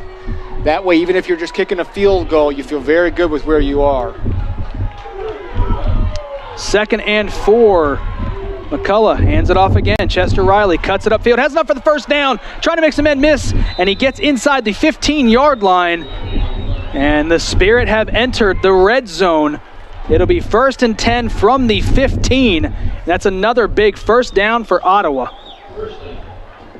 They'll go no huddle and pick up the pace now a little bit. They see SAGU on their heels, and they know that 14 points would be huge. They hand it off again. This time it goes nowhere. We're going to give them they're actually going to give him a loss of 1 for Marcellus Chester Riley. He reversed field there, and I think that did end up costing them that field position. So it'll be 2nd and 11 as Shamar Moreland checks back into the game. Yeah. And he is always dangerous when he gets the ball in his hands. You got to watch out for him here in this situation. And he's fresh right now. He has not been on the field this drive. RPO diving attempt, and it is caught for a first down. It'll be 1st and goal from the 4.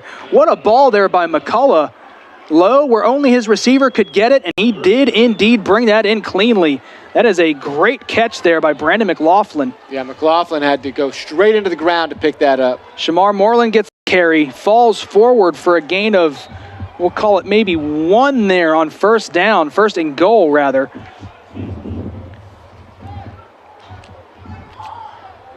Under 4 minutes to play now. And SAGU's defense, at this point, you're needing something special. You need to punch a ball loose, force an interception somehow. You're needing a turnover right now, because even a field goal might be a little bit too much to overcome with this little time left. And SAGU jumps offsides. The pass incomplete, but it will be half the distance to the goal. It'll remain second down. The hard count this time works against SAGU, and SAGU jumps offsides. And that'll move the ball about 1.5 yards further inside. So second and goal from just inside the 2. And when you know you've got Shamar Moreland back there, that's a tall order. Well, checking into the game, Marcellus Chester Riley checks into the game. Moreland just comes out. And Riley, it's always tough when you get down to the goal line and you have one of those 5'7" backs running behind the big offensive line, the 6'2", 6'5", 6'4" offensive line. It's tough to see him. And he hits that offensive line, keeps the feet moving. Is he in? They mark him into the end zone. Touchdown, Ottawa. They're going to move this back out to a 2-score lead. And just like that, Chester Riley checks into the game. And his first carry after coming back in, he falls into the end zone for the touchdown. Again, kudos to the offensive line. Just got enough of a push there to get into the end zone for Chester Riley. Yeah, no, the idea of holding the team out from the 2-yard line like that, again, is probably just a little bit too much tall in order. And so for the second time in a row, thanks to the short field, just needing to go 50 yards, they go down and get a huge score to move it back to a 2-possession lead. And SAGU now facing just 3:25 left. Will be in hurry up for the rest of the game. And the kick up and good. 42-28 now, the lead for Ottawa with a little under 3.5 left to play. And like you said, SAGU will be in hurry up. We'll expect them to air it out here the rest of the way. They got 2 timeouts left.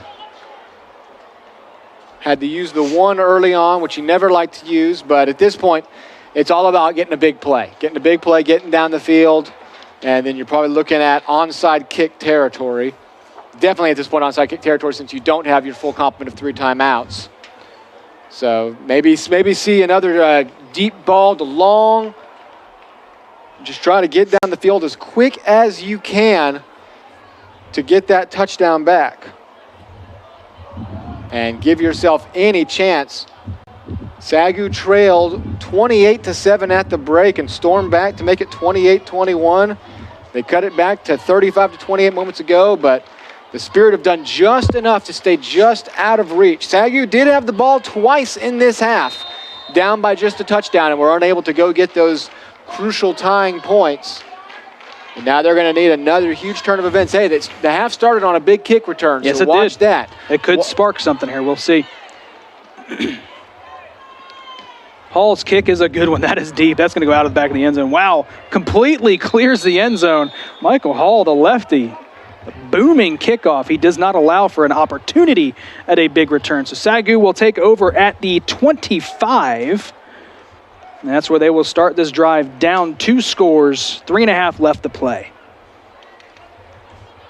Jordan Barlow last week leading SAGU to a walk-off touchdown, a comeback victory against Louisiana College. Does he have a little bit more magic in him here today against a top 25 ranked Ottawa of Arizona team? He's going to need a couple of doses of it, and some of it's out of his hands when it comes to onside kicks.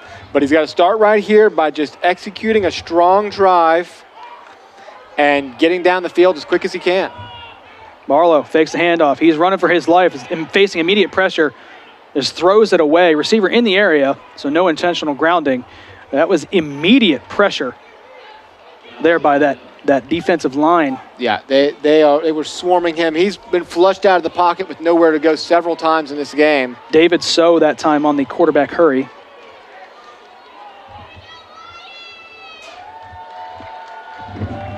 2nd and 10 here for Barlow and this offense. They come out 4 wide. Dudek in the backfield with Barlow. Sends a man in motion, that is Johnson. Zachary Johnson. Barlow fakes the handoff, back to pass. Man in his face takes the shot deep to long, can't go up and get it. A lot of hand fighting, but clean play there by the defensive back in coverage. One-on-one on an island with Jamal Long is never an easy task. We do have a flag back at the line of scrimmage, so that's going to go against SAGU, you would imagine. Kevon Owens up to the task there, one-on-one, and he gives up about 4 inches to Jamal Long. He did a good job there on an island. And looks like SAGU will be taking some steps back. So, yeah, well, there will be a penalty. Unless he said personal foul. This is interesting. I'm wondering who, the head official, the White Hat's looking for a number, I think, to call it on. And he is pointing at SAGU. Chop block, a block below the waist against SAGU. So that will back them up 15. And repeat, 2nd down. So SAGU doesn't lose the down. But either way, they lose a lot of yards. Facing a 2nd and call it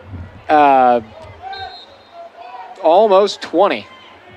I'm sorry, 25. 2nd and 25. Here's Barlow, back to pass. He steps on the pocket, going down the middle. Airmailed, intercepted by Ottawa right down the middle of the field. He just missed everybody. Shamuri Alexander coming up with the interception, and that may just be the nail in the coffin that Ottawa needed to put away this pesky SAGU Lions team. Yeah, Zachary Johnson was the intended receiver, but that ball just sailed on him. The wind's in his face, and sometimes that can just kind of balloon things up, and that more than likely is the dagger right there with just 3:09 to play. SAGU holding just 2 timeouts, and the Spirit set up with good field position.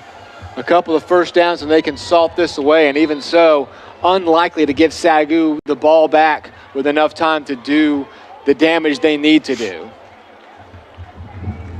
McCullough leads this offense out after the first turnover on the day by SAGU off the interception by Barlow. The first down run goes for 3 yards. It'll be 2nd and 7 here as into the game now is Darius Williams running that ball for the Spirit. First carry on the day for Williams.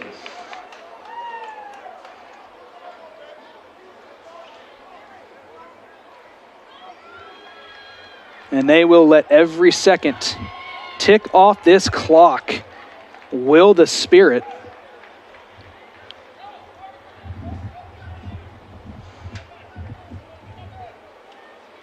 Under 10 on the play clock now, and still no movement to rush it at all, and why would you? They'll take it all the way down to 1. Turn around and hand it off to Williams again. Williams, the bigger back, lowers his shoulder, keeps his feet. The feet keep moving, and he falls forward. It's going to be 3rd and they're going to call it 2. I thought maybe he got an extra yard on the second effort, maybe the 3rd effort by Williams. He was stood up twice for what was going to set up a 3rd and probably 5 or 6. But he broke through both times, and now under 2 minutes remaining, a first down here would end it. A stop, and SAGU might still have an ounce of life left. Darius Williams, again, the sophomore running back, 5'9", 220, is definitely the go-to power back in this offense. We didn't see him a ton today. He's getting his first action now because of the greatness by Shamar Moreland and Marcellus Chester Riley, but he is tough to bring down. He gets those tough yards in a situation like this where you need to ground and pound it to work some clock. Williams gets those dirty yards. As we get a timeout by SAGU with 1:25 left, it will be 4th down here for Ottawa. He was just short of the first down. And so Brill will bring up 4th and 1. SAGU uses their 2nd timeout. Now a little bit of a decision for Ottawa, Arizona. If you pick up 1 yard, game's over. If you kick a field goal, game's over. But if you miss a field goal, then SAGU would have a little bit better field position. So I imagine you're going straight up the gut again with Darius Williams. Would be a 47-yard field goal from this length. We do know that Michael Hall has the leg, but I think this is a no-brainer. You go for it. There you see the standings for the Student Athletic Conference. It's early. It's very early. Ottawa will, with a victory today, move to 2-0. SAGU will drop to 1-1, both the same record in conference. Again, it is early. Anything can happen here in the Sooner Athletic Conference. But this Ottawa, Arizona team, Tim, they're looking like the favorites. They're looking like they're the favorites. They've got some challenges ahead. They still got Langston, and they still got Arizona Christian, who's 0-1 in conference, however. But they've got some tests ahead. 4th and 1. They turn around and hand it off to Williams. Williams, the big back, falls forward. He did not get it, so SAGU will take over on downs. And a flag comes out at the end, and that is going to go against SAGU. There was a little bit of fighting and tussling there at the end, and I think that the instigator is going to be the one who gets caught with a personal foul there. And if that is the case, it'll be a first down for the Spirit and take the wind right out of the sails of SAGU. Yeah, at the moment, SAGU would get the ball back with 80 seconds remaining, just under 80 seconds remaining, and 1 timeout, a chance for some desperation. But now, if it takes place after the play, then possession should have already been changed. So we try to see what's going on here on the replay. You watch at the very end on the top or left side of your screen. There's a little bit of tussling, and he just throws you a body, so you can't do that. You cannot do that. Just some fighting after the play, but you got to be smarter than that. So SAGU will keep. It looks like SAGU will keep possession. Since at the moment the play was over, possession had been changed over, but it drops you from the 30-yard line to the 15-yard line. Got to be smarter than that. So SAGU does not lose the stop on 4th down. They do ultimately get the ball back, fortunately, if you're a Lions fan. So they do have a chance here. 1:19 left to play. Yeah. 1 timeout. Barlow comes out 5 wide from his own 15-yard line. There is some ground to make up here. That's a pretty big stand by the defense. It's probably going to not go for much. But to stand up strong against that big running back, you like seeing that fight. Not the fight that happened right afterwards, but you like seeing the other fight up till the very end. Jamal Long brings in the quick hitter. It's going to be a gain of about 4. He bobbled it at first, but he was able to corral it and bring it in. And Coach Smith takes his last timeout. So pretty much everything else has to go down the field now. Down the field or towards the sideline.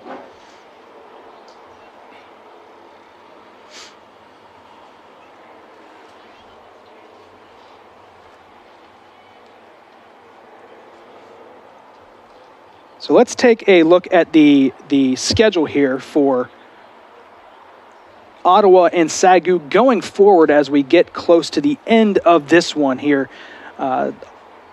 Ottawa goes back home to play Texas Wesleyan next week, and there you see SAGU's schedule. They play Millsaps next Saturday. We will be here for that game, Tim. We will be calling that one. It'll be coming at you live from the SAGU Sports Network here at Lumpkin Stadium. But SAGU looking to get things back right, assuming this game plays out like it will the rest of the way, after a tough loss against a top 25 team, looking to take advantage and maybe lick their wounds and go against Millsaps with a win, as we have 2nd and 6 here. Barlow back to pass.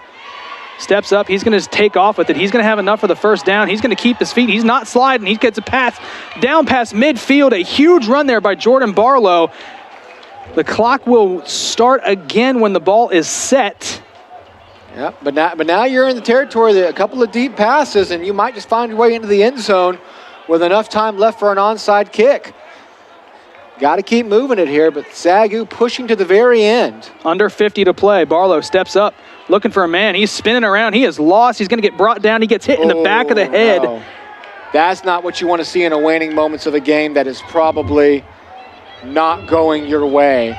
Barlow hit hard in the back of the crown, and that's a dangerous hit to take. He looks like he's okay. He is a tough kid. He's going to be all right. But still, that's scary to see from your leader at quarterback. Completed pass to Dudek. Dudek gets brought down. No first down, so the clock will keep moving. They did get the first down. I thought maybe he was short, but they did give him the first down. So the clock is stopped, but now it keeps going. The chain gang's not even set. Here's Barlow. He's going to take a shot deep. looking for his man. He's brought down. A flag does come out. So with 7 seconds left here, we're going to get pass interference that's going to go against Ottawa. So it will be a first down. I still can't tell if they gave Dudek the first down yardage on that last play. The chain's never set. The chain's never moved. Yeah, but regardless, it's coming here. One official signal for the clock to stop, so they must have assumed it was a first down. There you see the Ottawa schedule here going forward. They take on Texas Wesleyan again. That game is back in their home state of Arizona, the town Surprise, Arizona. So they will take on Texas Wesleyan next Saturday. So of course, we will always keep an eye on those outcomes as we do our broadcast next Saturday against Millsaps. But big win here for Ottawa with 7 seconds. It's all but over here in this one from Lumpkin Stadium. We knew Ottawa coming in. We knew they were a top 25 team. We knew that they had a high-powered offense. But you got to feel good. You do have to feel a little bit better about SAGU here after the second half. The second half is going to help you moving forward, especially when you look back at that first half, that missed field goal on your first drive, the turnover on downs on your second drive. If you could have gotten points on either of those drives, or say field goals on both of those drives, you'd be down a single touchdown right now. If you got a touchdown on one of them, you'd be down a single touchdown right now. You had some missed opportunities early, and that's what's put you behind. But the fight we saw here in the second half, when 28-7 at the half, it looked like this was just going to be a snooze fest for the rest of the game. You held Ottawa, Arizona in check. You put some points on the board. You made this a competitive game up until really the final minute and a half. And so kudos to SAGU. SAGU's going to have some stuff to learn from and move forward. But in the end, it is a decent fight against a top 25 team that you knew was this good coming in. Absolutely. Here's Barlow, empty backfield. Rolls out to his right. Throws a stiff arm. Throws it incomplete out of bounds. And I believe that will do it. The teams do take the field, and that is the ball game. Ottawa of Arizona, the Spirit, make the long trip from Surprise, Arizona to Waxahachie, Texas, and walk away with a 42-28 victory in a game where SAGU fought back. They fought hard, and they made this a respectable outcome against a top 25 ranked Ottawa team. Again, Ottawa goes back home next week, faces Texas Wesleyan in a 7 o'clock local time game at a 7 p.m. Arizona time. And then SAGU next week, 9:18, Millsaps comes to town for a 2 o'clock game. It's going to be looking to bounce back for SAGU in that one against Millsaps. And again, we will have that game live right here on the SAGU Sports Network.